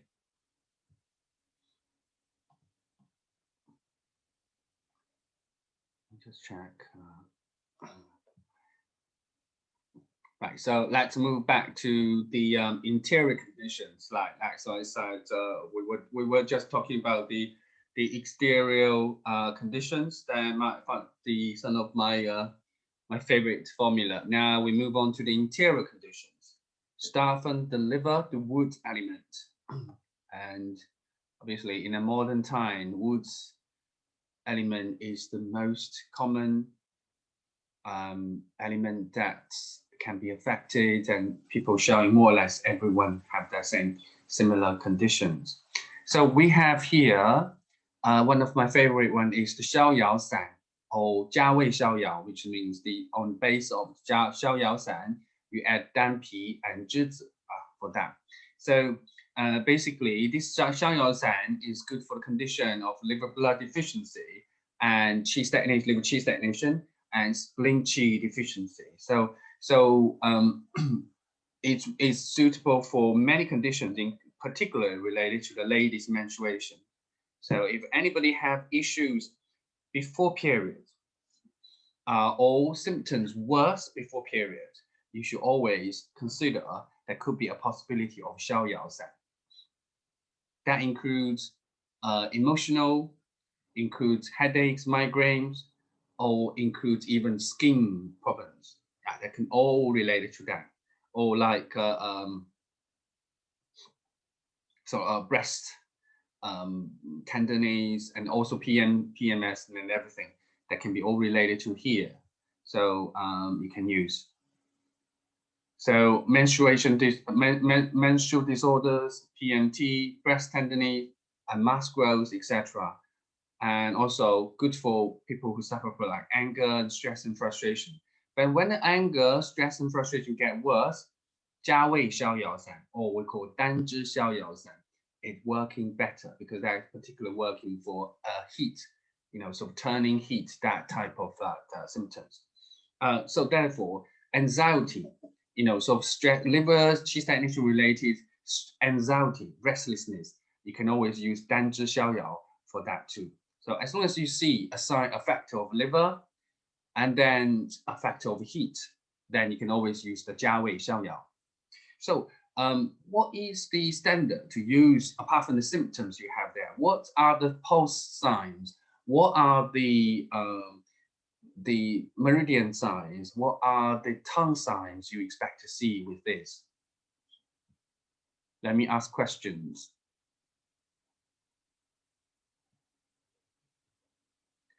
Pinalim, are you able to answer me questions? What are the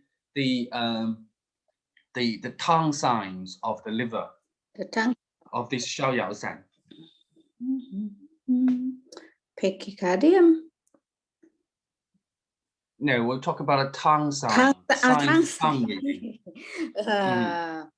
What I can speaking on the tongue beside. Yeah, the signs. Yes, the signs in of tongue. In Shaolin have something like broken. Broken. Yes, same the teeth, right? Teeth. No, that when you mean the tooth marks on the side. Yes. I mean this. Not particularly. If it was the liver, so you particular. For with the 逍遥散, you're thinking about pathology. That's blood deficiency, and that's liver qi stagnation, and there is a certain level of spleen qi deficiency. What are they? So a combination of tongue sign. Thinking what kind of tongue sound could that be?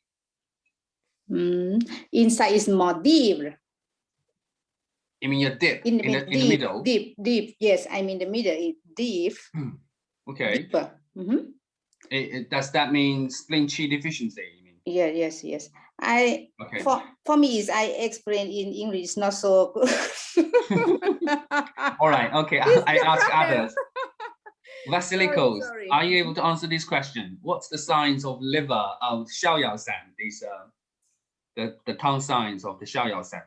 What could that be? What could kind of signs you expect to see on the patient who's suitable for 逍遥散? Well, I would expect uneven signs between the sides of the tongue. Uneven, okay, uneven size. Uneven Okay. coating. Well, example, 逍遥 will be more uneven. So left and right are not different. They like particular coating. They are not even. Okay, sorry, I really thought the question was about 逍遥. Okay, so this is not 逍遥, this is the liver. So the 逍遥involving more gallbladder, liver will be different. All right. Yeah. So yeah, red on the liver area. Redder on the liver area, okay. Yes. Anything else? Wet. Wet, okay, why is wet? Because of its spleen chi deficiency. Okay, right. Right. And red sides, yes, liver. Red side on the liver, you mean the side will be the liver, isn't it? Liver area. Okay. Yeah, that's what I think. Okay, right. Mila, are you able to answer? Do you have anything else to add in this tongue signs? That would be only tongues. Yeah, we'll talk about, you could, I think it's good for you to kind of start to visualize, put all the factors that's related to the blood deficiency, spleen deficiency, and liver qi stagnation. Yeah, well, with liver qi stagnation, I would be looking at the purple color, the stagnation showing under your tongue, perhaps. Okay, that is blood deficient, blood stagnation, not the liver, not the qi stagnation. Ah, okay. Well, then I will just say the purple tongue. Purplish tongue. Okay, no problem. So, Catherine, do you have anything to add in? For the tongue or overall? For the tongue, we'll just talk about tongue at the moment. Yeah, I go with the purplish as well. And the sides sometimes come up a little bit. The sides, okay, right? Yeah. Okay. And Mark, do you have anything to add in?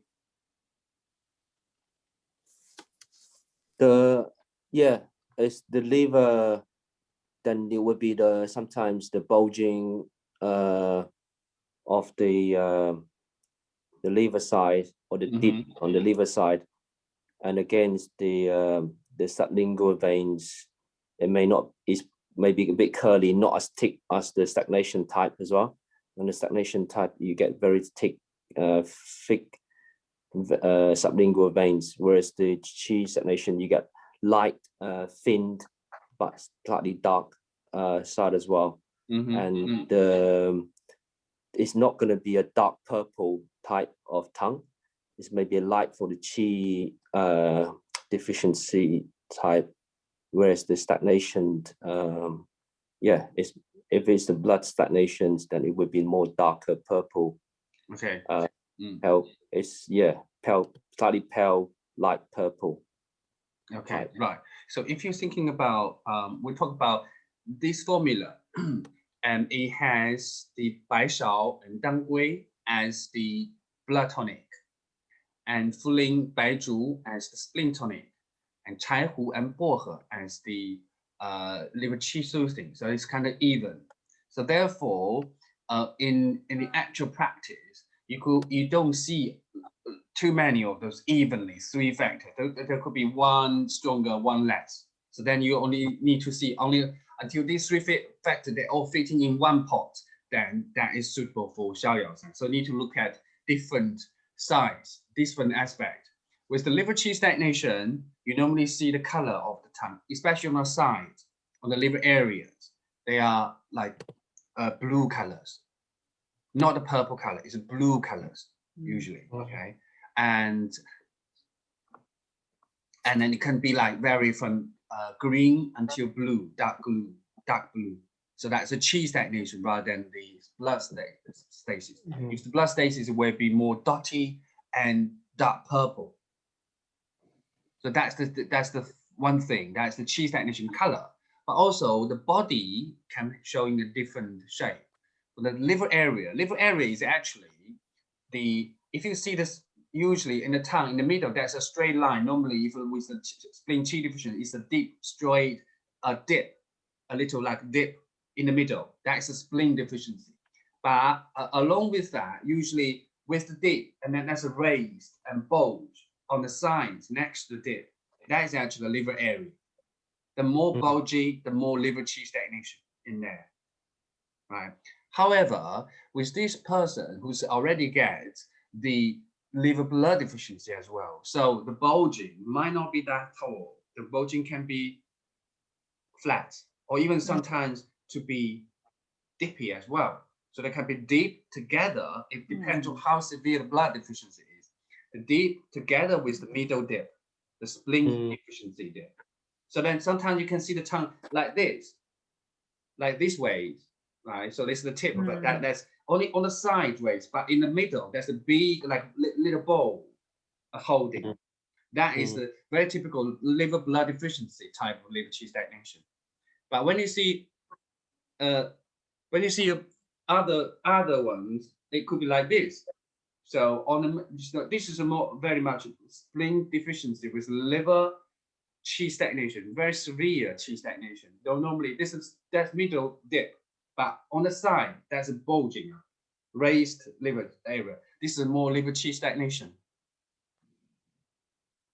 Okay, but with the blood deficiency, there could be also other signs. The other signs will be, you can see the color and you can see the tongue. If that's very severe blood deficiency, the first thing is the tongue is much more smaller, so thinner and narrower. And the surface of that could be up and down, not very smooth, not flat smooth. It's sometimes it's like bulging, different kind of little balls distributed on the surface of the tongue, like up and down, up and down. Those ones very much like geographic. That's not a coating missing. It's the hilly one. It have a little bump raised on the surface of the tongue, and the tongue looks quite narrow and short. That is a severe blood deficiency type of liver. I hope I get it clear for you for the tongue. But maybe in the future we can show you some photos of that. But as long as you can see some 3 factors putting together, integrated into one patient, you can always use this Xiaoyao San to help. So about the pose itself, the sign of pose, usually, what kind of pose would that be? Left and right. Wiry, taut. Wiry, yes. Wiry is a typical time for the liver. But however, you see, in case thinking about, it also has blood deficiency. Blood deficiency. So you will feel it's wiry but thin Yeah. and wiry in the middle level. Yeah, thin and wiry superficially, it's gallbladder, it's Xiaoyang, but middle level is the liver. And because it's also have spleen deficiency, so it could be either spleen on the right side, the Chun, the Guan position, either weak or wiry. Wiry is because liver invading it. Yeah, but if it's a weak, soft, that could be just a severe spleen qi deficiency.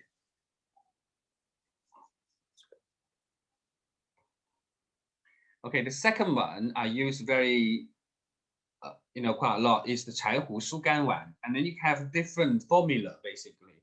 There are 2 formulas that work on that. This is the most complicated one. Normally, what I find, because you have obviously some different books in the histories. Some of them more complicated. These are the long ones, the bigger ones. But however, this is very good because you can see a lot of them qi moving ones. So basically, this is a very good one for liver qi stagnation, and it's mainly working for the digestion. So this is the symptoms of like Xiaoyang, all the Xiaoyang plus indigestive symptoms like abdominal bloating, constipation, acid reflux, etc. If you find this to do with liver qi stagnation, then you can use these.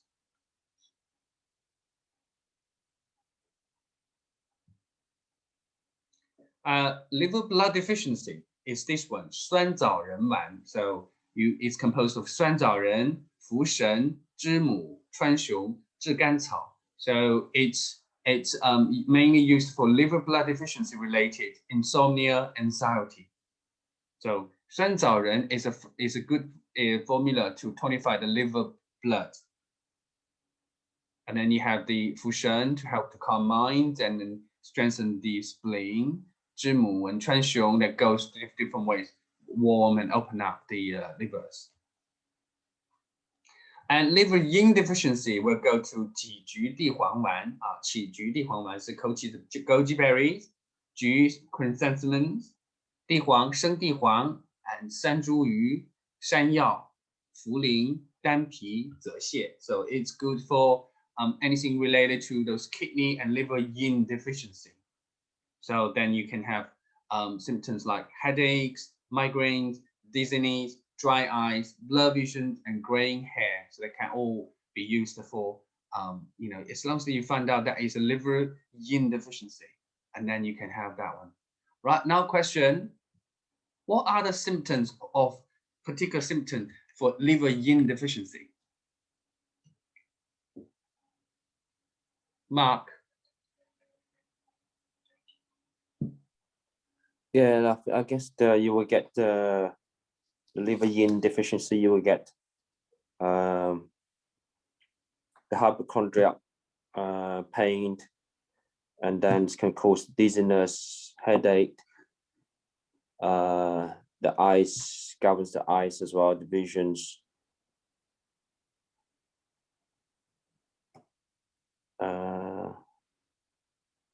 I think. Okay, Catherine, do you have any other things to add in? Do you get the little lines on the sides of the tongue as well? So sort of striations. I don't. When it's severe. You mean a straight line. Yeah, little fissures when it's severe liver and kidney insufficiency, when it's like a long time. Well, I haven't seen those signs, but I can see it's on the liver area that's like cross on the edges, that little cracks. That usually. That's what I mean. Yeah. Liver yin deficiency. But I would say liver yin, because liver yin is related to the eyes, liver opens the eyes, liver yin deficiency. Quite often it's dry eyes and like floaters. Yeah. Visions, weakened visions. Yeah, Liver. Yeah, and this is not sharing with the kidneys, because liver yin deficiency and very close to kidney yin deficiency. However, liver yin has its own featuring signs and symptoms. Floaters. So you don't really mix them together in that way. Yeah, so liver yin is more dry and hotter than the liver blood deficiency. So liver blood deficiency also sharing the same similar, like weakened dry eyes and tired eyes. Floaters, particularly floaters, because again, talking about tired eyes or weakened vision, it's not only the liver yin organ. A lot of yang meridians going past the eyes. So yang meridian can cause all the symptoms related to eyes too. Okay, so don't only just thinking about internal organs, you think about also yang meridian too. So, but floater itself quite often is related to the liver. But however, I say in the past, we also use yang system, yang meridian to treat floaters and had a very successful result too. It depends on what you found out. And liver's blood going into liver's in charge of the sinew family. So the nails is a very much a liver blood associated. So brittle nails are typical.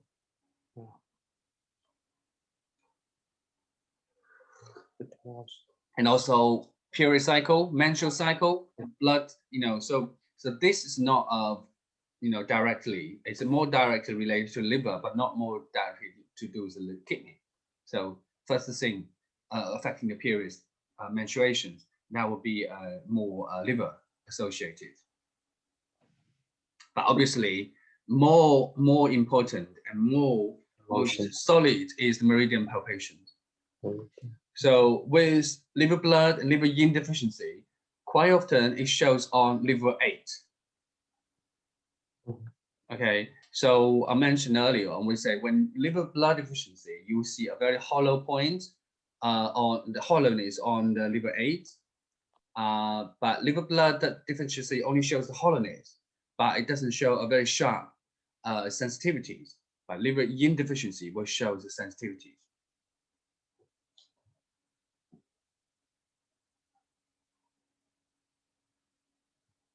Yes, also the Taichung, the liver 3 will be also sensitive, right? So, but then Taichung shows more a qi stagnation. Qi Quan, the liver 8, shows more yin and blood reflections.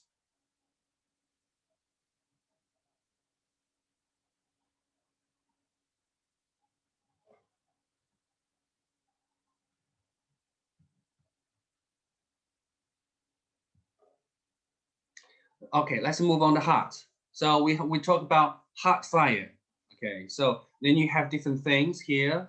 And 黄连上清丸黄连上清丸 compares to 黄连、黄芩、黄柏、栀子、大黄. This is a very clear the top and the middle, the stomach as well. 连翘、石膏、荆芥穗、防风、川芎、白芷、薄荷、菊花、蔓荆子、悬浮花、桔梗、甘草. It's the first group like 黄连 until 大黄. This is working for the qi levels of heat. And then 连翘、荆芥、防风、川芎、白芷、薄荷、菊花、蔓荆子. This is working on the wei levels. So working more like wind heat. The top was like the Yangming heat or the qi of so it clear the Yangming wind heat and also clear the fire on the Yangming as well as the heart fire. So it's working on both. So we'll put it here, stomach and heart fire heat. So you work for like insomnia, headaches, sore throat, mouth and tongue ulcers and toothaches. So you're working for 上清, 黄连上清. The king, the leading herb is the 黄连. Okay, 上清 means cleansing the top, upper cleansing pills. So anything from the stomach upwards that can be used for. And here we go. We have a 导赤散. This is one I mentioned earlier on today, and it's using 木通, but nowadays can you use the 通草 to replace 生地、甘草、竹叶. This is used for the heat, heart heat with dark urine, ulcers, or pain or swelling of tongues. So that's particularly guiding the heat accumulating the heart throughout from the small intestine and passing over into the bladder to leave the body, to cleansing the heat. And the third formula is 黄连阿胶汤. It's composed of 黄连、黄芩、芍药、鸡子黄、阿胶. So and this because they have 阿胶, the donkey skin, and also egg yolk. So it's not that easy to get a formula, a pattern formula here. You can only just make yourself formula. To replace the egg yolk and 阿胶, you may add in 百合、生地、丹参, and all these different, or 麦冬, and then just because this is mainly for that kidney and heart yin deficient fire or deficient heat associated like insomnia, anxiety, frequent menstruation. This actually is my own discoveries. I found out with my own formula with 黄连阿胶汤. It helps to clear the pericardium fire as well, because pericardium fire is linked to the stomach fire, linked to the heart fire and kidneys. So, and because pericardium has connecting with the bladder. So if you have a kidney yin deficiency type of that frequent urine, that very short period cycle, and then very frequent, like every 3 weeks or even sometimes every 2 weeks, the usual ways of like cleaning the liver fire, liver heat, or qi tonic, or kidney yin tonic, and cleansing the deficient heat, if they don't work, don't forget, you can try the 黄连阿胶汤. I think that's very good. And I have several cases now. We use this formula, and then the lady had like a fibroid, and then for many years, and in the end, she developed a very quite severe kidney yin heat. Obviously, also blood deficiency, liver qi problem, liver yin deficiency, spleen deficiency, blood deficiency, everything. So sometimes very difficult really to identify what exactly is causing all these because that all the condition has going on for many years, and almost every organs and in meridian has got some involvement into it. And then in the end, I found out the working on the pericardium by using this 黄连阿胶汤 works the best. So she used to like every 19, 20 days, she had a period. Now she can have period, so like 30 days, like, very good cycle. So if you have other, I've tried so many other formulas, and only this one worked very well. So I believe that is the, to work on basically pericardium. Right, heart yin. So we talked about fire, more excess. Now we're going more deficiency. So heart yin deficiency. So 天王五星丸 is one of the one also my favorite. So it's composed of 酸枣仁、当归、生地、柏子仁、天冬、麦冬、远志、五味子、人参、丹参、玄参、桔梗. So it's actually is the kidney yin and heart blood yin deficiency. Like, so if people like poor memory, insomnia, palpitation, restlessness, and anxiety due to the yin blood deficiency in heart, then you can always use this one. Yeah, I used the at one point 7 years ago when my my cousin's son was stressed out by hard study and preparing for the university entrance examinations, that's national examination. That obviously that's my in my hometown, and he was one of the top students. He was really under a lot of stresses because everyone expecting to go to the best university, he get a good mark and result for. So, and in the end, he started to develop like insomnia. He cannot sleep, and then the formula I gave him was this one, and that's worked straight away. Just sent him to sleep even after one formula, one decoction drink, and then he feels so much better with that. That's another one, 甘麦大枣汤, and this is basically for a heart qi deficiency type of that. So it could be, so it's composed of 炙甘草 and 浮小麦, 大枣. It's very, very simple, but quite powerful can be some good one. And then it's mainly the main herbs here is the 浮小麦. It's helped to strengthen heart qi. So heart qi deficiency normally is tearfulness, sadness, and frequent yawning and sleeping with urge to stretch body, spontaneous sweats, and they can be all used for that. The heart qi deficiency. For depression, for type of depression, then you can use that too.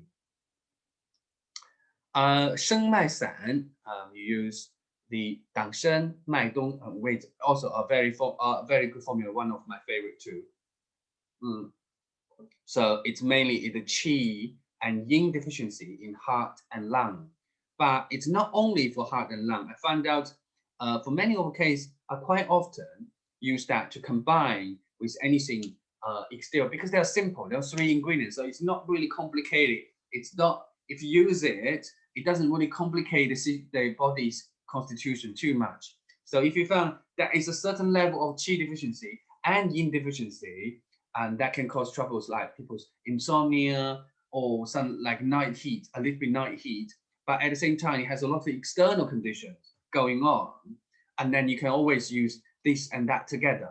So I normally do advise people to take this 生脉散 in the evening, and the exterior formulas, whether it's cold or heat, in the daytime. So sometimes I quite often to give people like 小柴胡汤 and 葛根汤, so to target at the exterior condition of 太阳 and 少阳, or 太阳 and 阳明 and 少阳invasions. But then we found out internally they also have some yin deficiency and some restlessness and sleep. Then you can use the 生脉散 in the evening to help to to cool down the body and send them sleep better.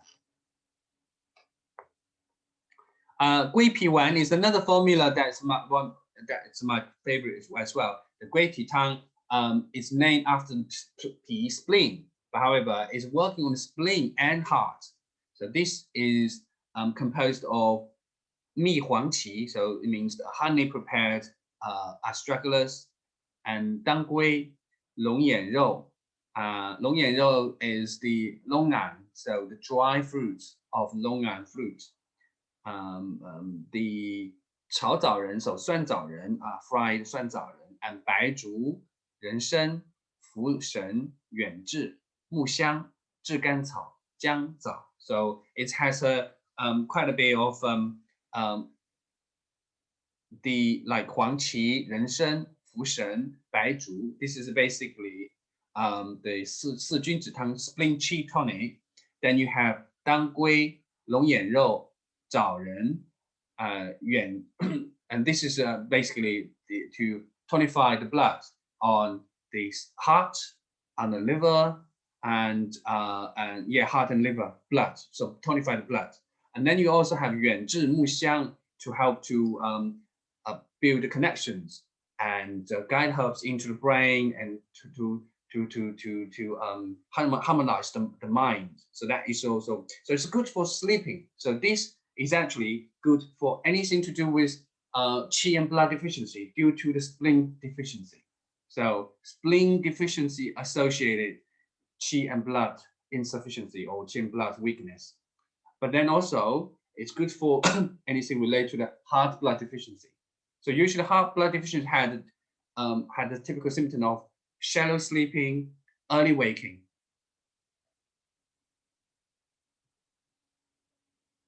So insomnia with early waking, that typical sort of features. Very shallow sleep, then you can always use the one. And as long as as long as you know this is not to do with the very severe yin deficient heat type of shallow sleep. It's to do with generally deficiencies and blood deficiency and qi deficiency, paler color of tongue. Then you can use this one for that shallow sleep. Okay, so that was just heart. Now let's move on to spleen. 四君子 or 六君子. 四君子 is the first four ingredient. 党参 or 人参. Okay, 党参 is the Chinese ginseng, so Chinese ginseng. 茯苓, 白术, 炙甘草. So this is the 4 gentlemen formula.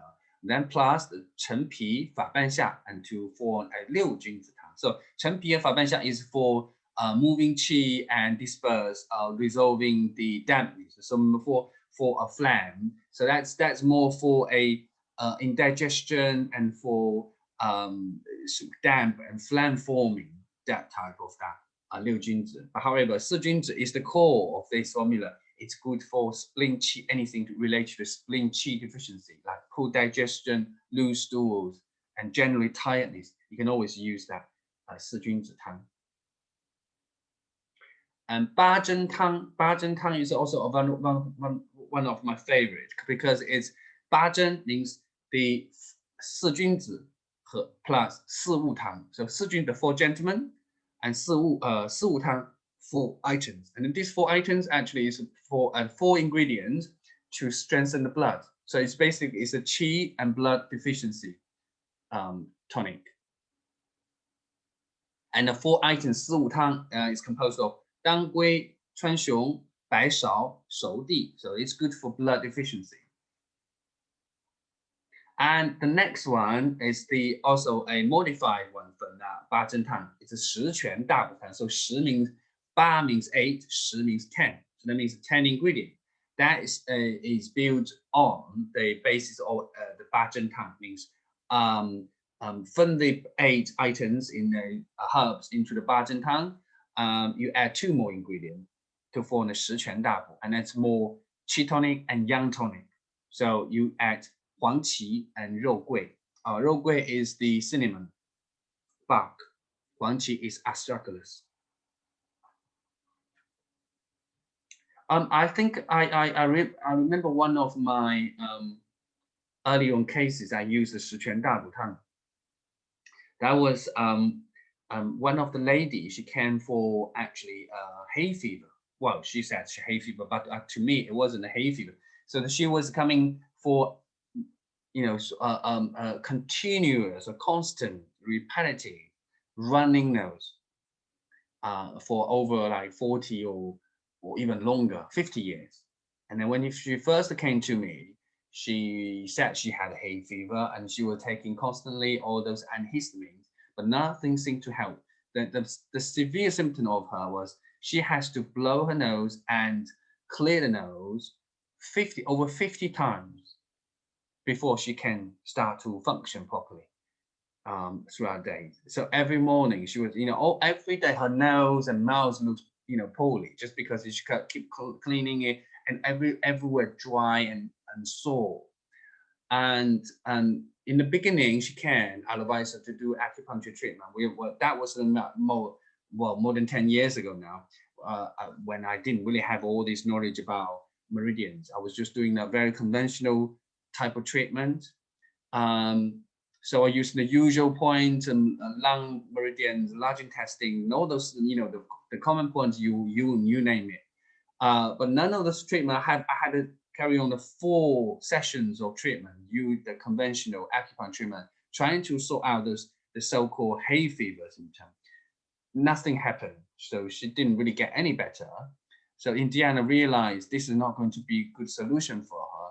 I say, okay, maybe in this case, I should give you some herbal medicine to start instead of just the acupuncture.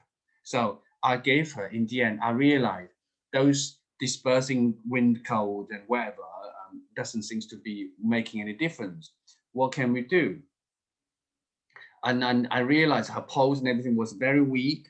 And she was, although she didn't seem to be very tired, but her constitution seems, slim and pulse very weak. I believe this is overall deficiency. But which deficiency? I wasn't sure what deficiency can be. In the end, I gave her a combination of spleen, lung, and kidney. I think mainly possibly kidney and spleen. This is the main issues. In the end, I gave her a very strong combination. I gave her the formula, patent herbs, 补中益气汤. This is the second one that we're going to the last second one, the second to the last one. 补中益气汤丸 and 十全大补丸 and 金匮肾气丸. So 十全大补 coming from here, 补中益气 coming from here. One is to tonify the blood and qi and yang, and one is to strengthen and lifting the yang qi. So 补中益气汤. And I use 金匮肾气丸, which will later on towards kidney yang and kidney qi tonic. So, and I gave her about a week of this formula, and she came back the next week. She said, "Oh, something must be happening because I reduced my blowing nose times now. So I'm blowing only about cleaning my nose about 30 times instead of over 50 every morning to start to get function." So that gave me the encouragement. So I gave her several altogether, didn't change much of them throughout about 3 months, and then all her symptoms just disappeared after 3 months of medication. But obviously, that was gradually getting down, stepping down. So from like 50 to down to 30 something, 20 something, 10 something, 7 something, and then in the end, she had all cleared. So she was very happy. But you can see, in different types of that body constitution can have different, even the same symptoms like running nose or sneezing, with the same Western diagnosis, the treatment can be completely different and the result can be different. And, it's all down to a very clear diagnosis. Yeah, for that kind of weak pulse and everything, constitution, strengthening and is the answer to it.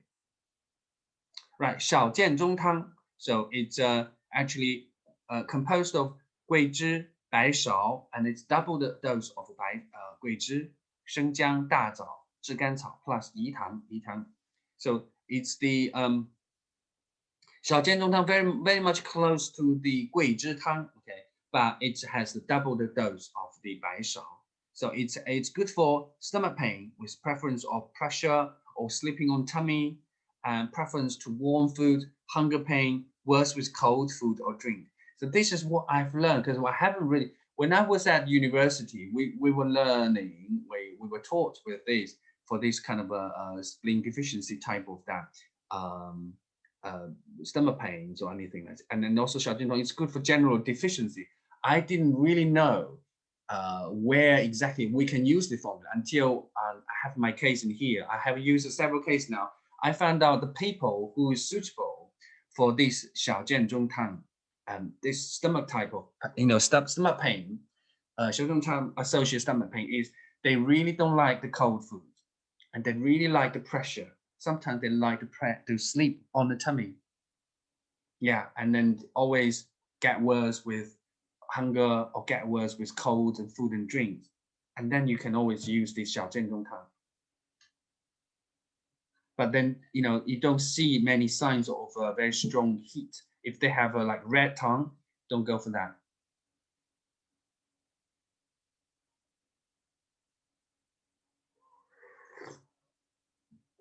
But also, if the people who has a constitution of very easy to get cold, and they have a very, very weak digestion symptoms, they tend to have a stomach pain with cold drinks, and they're always catching cold.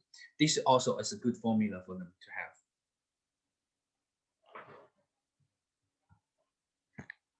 have. 补中益气汤 is the one. 补中益气汤, the difference between 补中益气 and 桂皮汤, because that's also and also 小建中汤 is 补中or 四君子汤.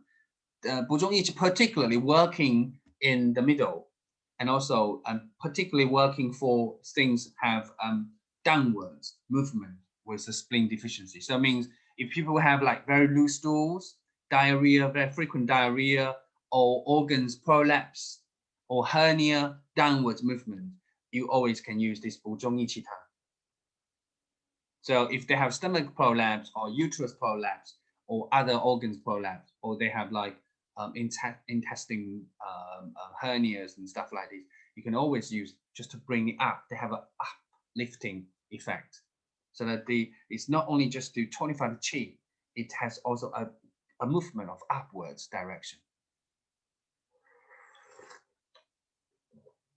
And 藿香正气丸, this is the one we mentioned so many times now. That's good for damp cold, yeah, in the digestion systems.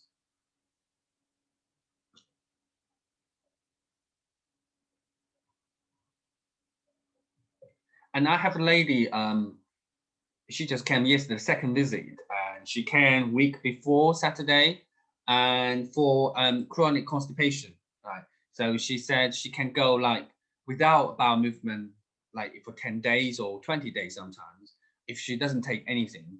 So she was given those laxatives from the hospital and the doctors, but then she said it never really feel right, because always either he gave her a very full and bloating sensations, or just feel unwell with the tummy. And so my diagnosis of her condition is that it's because she doesn't have the urge to go, and she feels bloated easily and dry and hard constipation. So I believe that is certain qi stagnation and certain heat and spleen qi deficiency. So I gave her the 桂皮丸 and 藿香正气丸 and 大柴胡汤, so to help with the bowel movement open, but movement of qi and spleen tonic. And then she said during the week she felt when she was taking these three, the bowel movement so much better. She goes every day. She passed out a bigger and longer stool, and her stomach and tummy start to gurgle and rumble a lot, which it never happened with the laxatives. So she's happy with this formula. However, she has some heat symptoms. So she found out 桂皮丸, if she was taking those full dose of the 桂皮丸, she started to have hot flushes. So she dropped to half of those of the 桂皮丸, and she was happy with that. So didn't have much of that. So you should understand 桂皮丸is also a bit slightly warming. If people have the qi, yin deficiency heat, then you need to be aware that don't use that, overdose that, people. So let's move on to lung.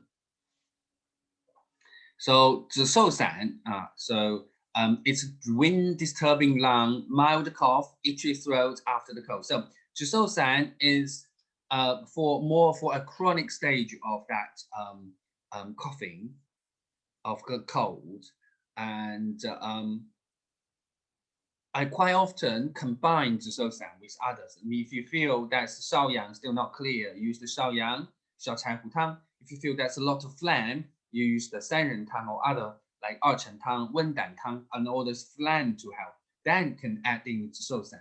紫寿散 had, because of, when you look at the formula, it's more a, you know, all these like 紫丸, 百部, 白钱, 前胡, and all that.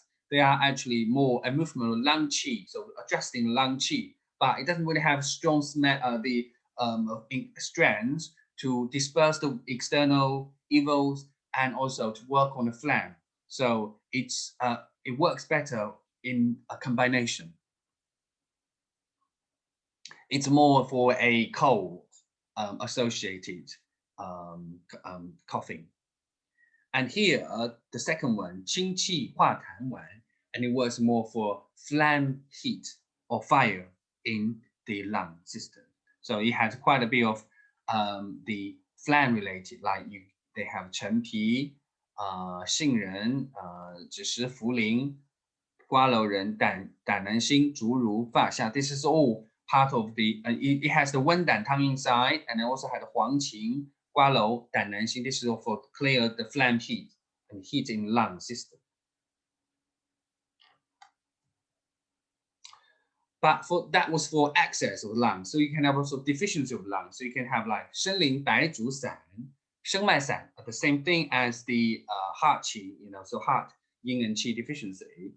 And also you have 麦味地黄丸. So this 地黄丸with 六味地黄 plus 麦冬 and 五味子. So this is one formula. 麦味地黄 also have different versions. So you have number 1, number 2. The second, number 2 is the most known ones. So that's the one I believe where all those the patent herbs, you know, pills are based on. So this is, you know, they have a 麦冬 and 五味子 to tonify the lung yin.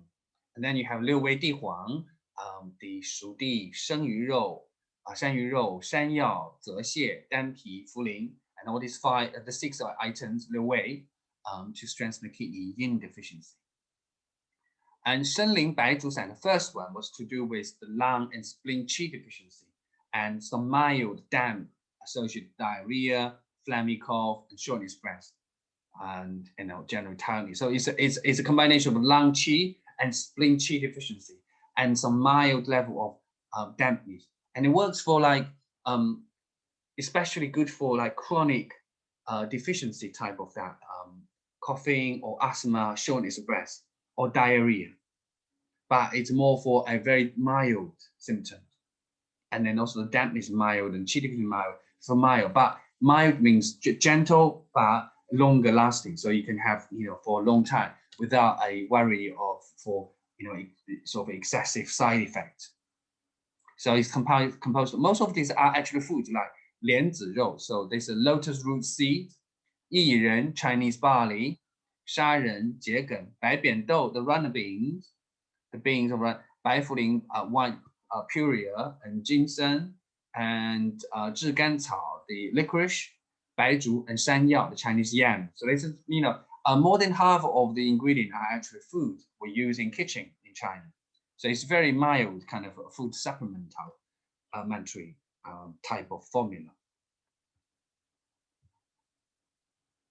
Kidney, we all know kidney doesn't have excess condition much. They're mainly deficiency. So we're looking at kidney yin and kidney yang, right? So you have 六味地黄汤. That's one of my also very commonly used formula.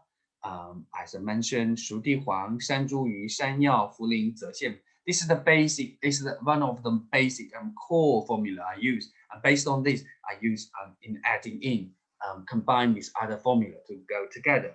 So this is generally for kidney yin deficiency. So you expect to see people who has kidney yin deficiency like tinnitus and dizziness, graying hair, sore lower back and weak knees, night sweats, and nocturnal ejaculation, and all that yin deficiencies. 知柏地黄丸 is based on 六味地 the first one, and adding in 知母 and 黄柏, even cooler. So this is also good for yin deficiency with deficient heat, or even sometimes like in fire, you know, too much strong heat, yin deficient heat. And this is the one I know I advise you to work for skin issues, like anybody who has itchy skin at nighttime or dry skin. Then 知柏地黄丸 is the one that's cool the liver, cool the kidney deficient heat, tonify the kidney yin. And 金匮肾气丸 coming from the 伤寒杂金匮要略 so it's good for kidney qi and kidney yang, particularly kidney yang deficiency. So for kidney, this is also based on the 六味地黄丸. Okay, so the first core formula. Then you can add in cinnamon and 附子, 肉桂 附子. So it's tonified, strengthening the kidney yang. So it's good for like cold lower back and knee, swelling and water retention, frequent night urine, cold limbs with aversion to cold. So many things for cold. Right, so a quick going. However, let me just see if we are running. I think I'm running late. Oh God, 10 minutes. We have still 3 cases. So this is the case study. Just give you some like live and fresh example to see how we can combine or the combination into those cases. So let's have a look at this first case. Dandruff for more than 10 years. So it's a 17-year-old boy, dry and flaky scalp for many years, no obvious itch with the flakes, cannot recall any reason or particular circumstance associated, no obvious redness on scalp and hair pores. The area having the most dandruff are on side of the head and front of the hairlines. Bowel movement a bit hard and sluggish. Strong smell with normal urine. General energy not too high. Body build a bit oversized for his age. And tongue is red. Tip thin yellow coating. Pulse floating, thin and wiry. Slippery pulse. Right side middle level, weak guan and chi. Slippery chun. Left side middle level, thin chun, weaker on guan and chi. So meridian palpations like this: gallbladder, left side 8, large intestine 11, right side 8, stomach 43, right side 7, lung 5, left side 6, rest of the meridian not strong. Okay, right, I might just give you several minutes, maybe 5 minutes, think of this case, and then we can have a discussion.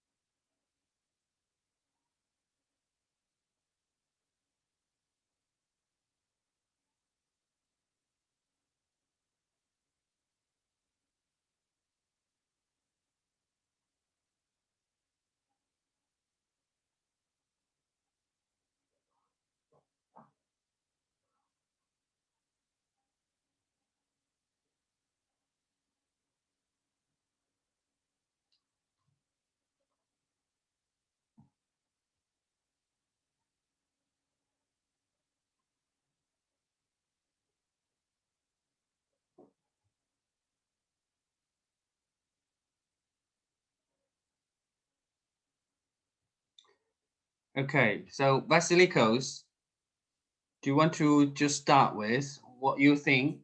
Yes. Okay. So I see that there is yin and blood deficiency. Yin and blood deficiency. Yes. Probably related to liver, spleen, and possibly heart. Mm-hmm. There's without heat though. Mm-hmm. But there seems to be apparent heat in the lower jaw. Mm-hmm. So yes, that's what I've Okay. come up with now. Okay, right. So Sorry. anybody have a different ideas? Mark? Just on the there's a young Ming, because on the head, Mm-hmm. on the side of the head and front, the hairline. So side of the head is the gallbladder area. Yes. Mm-hmm. And then the front side, sometimes you have the stomach ache area as well. Yes. And Yeah. you can Mm-hmm. have the bladder area sometimes. So the gallbladder, you have the cell young with gallbladder 41. Yeah. And then with also some of the cell young, like slippery liver area as well. So you have a young Ming as well. Young Ming is the Marie with the heat and dampness because of the smell, the palpation. So you have a Yang Ming meridian heat with the damp, Yeah. the Sao Yang with the qi or the blood deficiency from that side as well. And then you also have to have the tie-in element as well. Right. So I agree with you that the location of gallbladder like Shaoyang and Yangming, right? So you can also from the meridian, it very clearly shows there is some cold related Shaoyang, so trapped in Shaoyang, but there's some heat trapped in the Yangming, so large intestine and stomach, which is actually exactly reflected on the pose as well. If you look at the pose, floating area, floating depth, thin and wiry means the Shaoyang, slippery means the Yangming. So this patient has exterior conditions of Shaoyang and Yangming suffering. Yeah, and the Shaoyang's got a certain type of cold. Yangming has more heat trapped in. It could be just the cold turning into the heat into the Yangming. Interiorly means the constitution, the yin meridians, that doesn't really show too much on the on the symptoms. That symptom mainly just the dandruff and nothing else. So it's looking more a local problems and an area related to the dandruff again, clicking with the Shaoyang and Yangming location. So I think this is generally more exterior. However, interiorly, we can read from the pose, you can see middle level on the right side, weak guan and chi means generally spleen qi deficiency. Right side, slippery chun means they might have some phlegm and damp in accumulating lung system. And the left side, with the thin chun means the heart yin deficiency or heart blood deficiency. Weak on guan and chi means kidney yin and liver yin deficiency. So there is some kind of blood and yin deficiency, some qi deficiency, but they are not strong enough to contribute to those dandruffs. Therefore, my thinking of this condition starts only from the exterior. So this is how I form, well, basically the combination of two pattern herbs. One, 小柴胡汤 working on the Shaoyang. Second, 银翘解毒散, so 银翘散 working on the Yangming. So Shaoyang and Yangming. So result, follow up, a week after, the dandruff was reduced by 50%. After continuous 3 more weeks of herbal treatment, then dandruff disappeared. So working only with the exterior formula, nothing internal. Right, the next one, I'll give you another 5 minutes to read.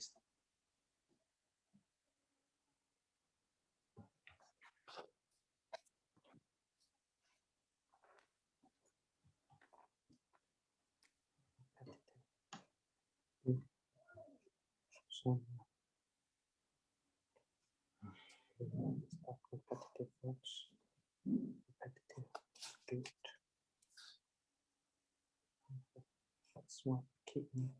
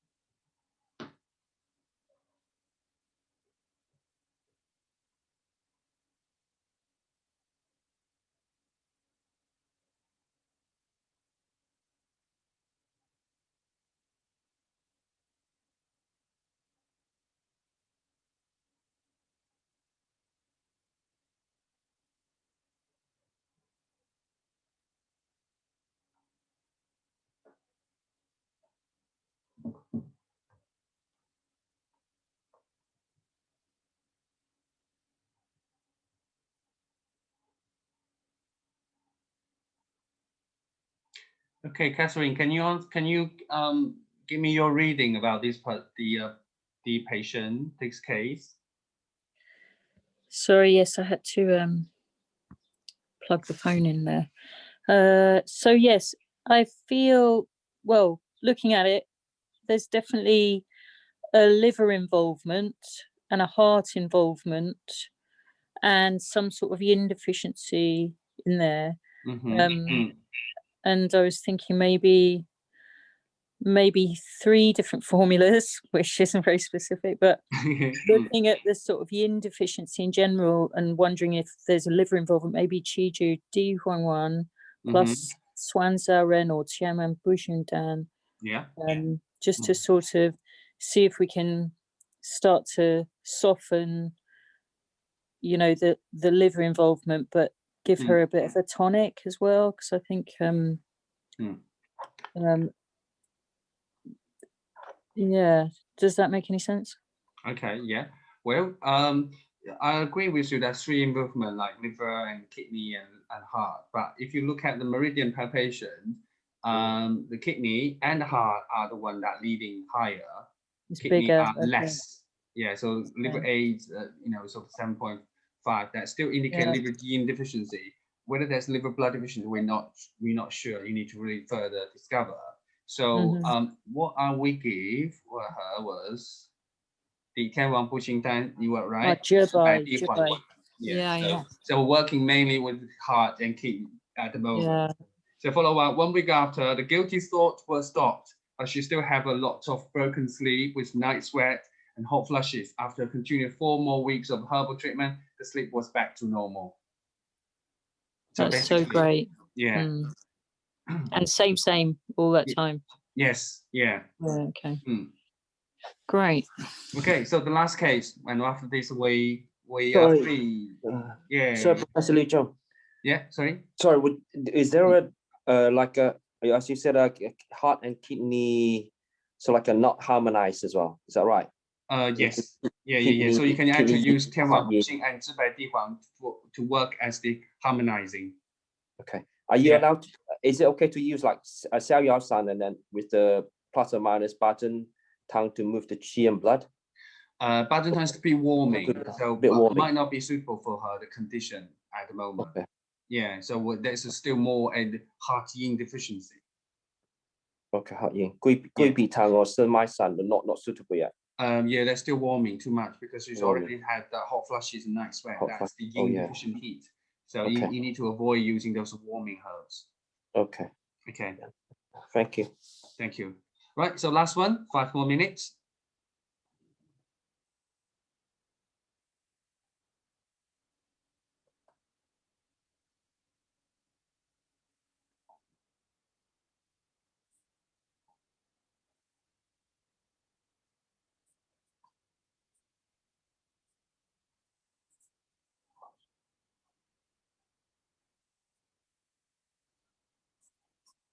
Okay.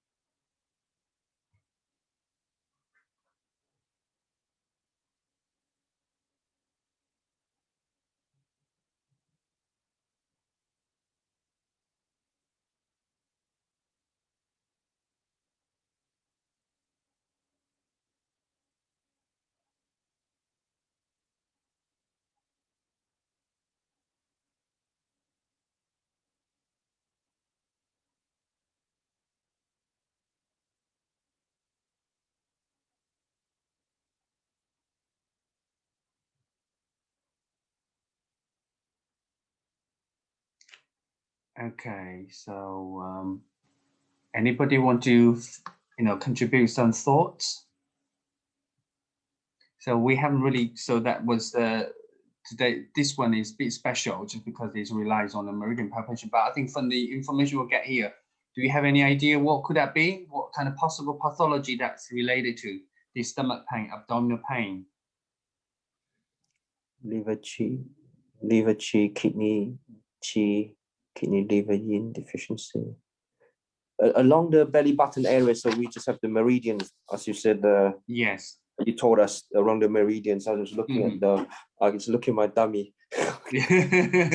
in terms of the kidneys, stomach, and then the spleen, liver area. Yeah. And then, as you said, the 5 to 8 o'clock PM is the kidney. 5 to 7 is the kidney time. And pressure pain after dinner, again at the epigastric level. That's again is could be the liver side, as you said, as well, with the dim drip, and wet the bed easily. So kidney and deep dream as well. So that is again, that's the could be the kidney again. Yeah. Yeah, kidney and liver. And with the white coating, maybe a bit of dampness and red like tongue. So it's liver qi stagnation, kidney qi deficiency, kidney yin deficiency, kidney and liver yin deficiency. So that's 逍遥散、狮尼散、彩湖、疏肝散 or 六味地黄星、紫百地黄星。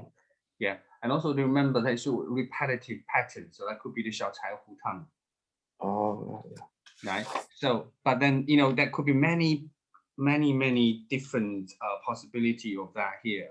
So, and because when she comes, she had some mild symptom discomfort on the area, was pain. So it's a very good chance to do a test treatment, which will narrow down the diagnosis. So therefore, I carry out a meridian test treatment for her. So here's the one. Meridian palpation because stand. So with the belly pain, so here, liver A, discomfort around the belly button reduced. So liver definitely, and that's to do with liver blood deficiency. And then gallbladder, little effect, so very, and stomach mild effect means nothing, not much to do. Spleen, small effect, very little. And kidney, discomfort, disappear, exactly as you say, liver, kidney, and gallbladder. What is your differentiation? What pattern herb are you thinking to give? Let's keep. I gave Xiao Yao Wan, Liu Wei Di Huang Wan. You are correct. Bing bong. So 10 days after, the poking pain near belly button is very much reduced from the frequency of every day to only 1 to 2 times per week. Her overactive bladder was also better. She can wake up herself to pass water instead of bedwetting. Another further 2 weeks of pattern herbs pills were given. That was it. Okay, so that was all about today and the final sessions of this course. So appreciate everyone studying hard and enjoy that my lecture. I hope I can see you soon in the other following courses. And again, I appreciate if you could leave your feedbacks and your comment on the course. And also if you could pass around the words of mouth about these courses and introducing, confirm with us if you do, recommend anybody who's interested in taking these courses to join these, we definitely will give you some discounts for future courses. Okay. All right. Thank you very much. Thank you. Have a nice evening. Thank you. Thank Bye. you. Bye. Thank you. Bye. Thank you. Bye. Cheers. Cheers. Bye. Bye. Thank you. Thank you. 谢谢你，谢谢。再见。拜拜。谢谢。Thank you. Thank you.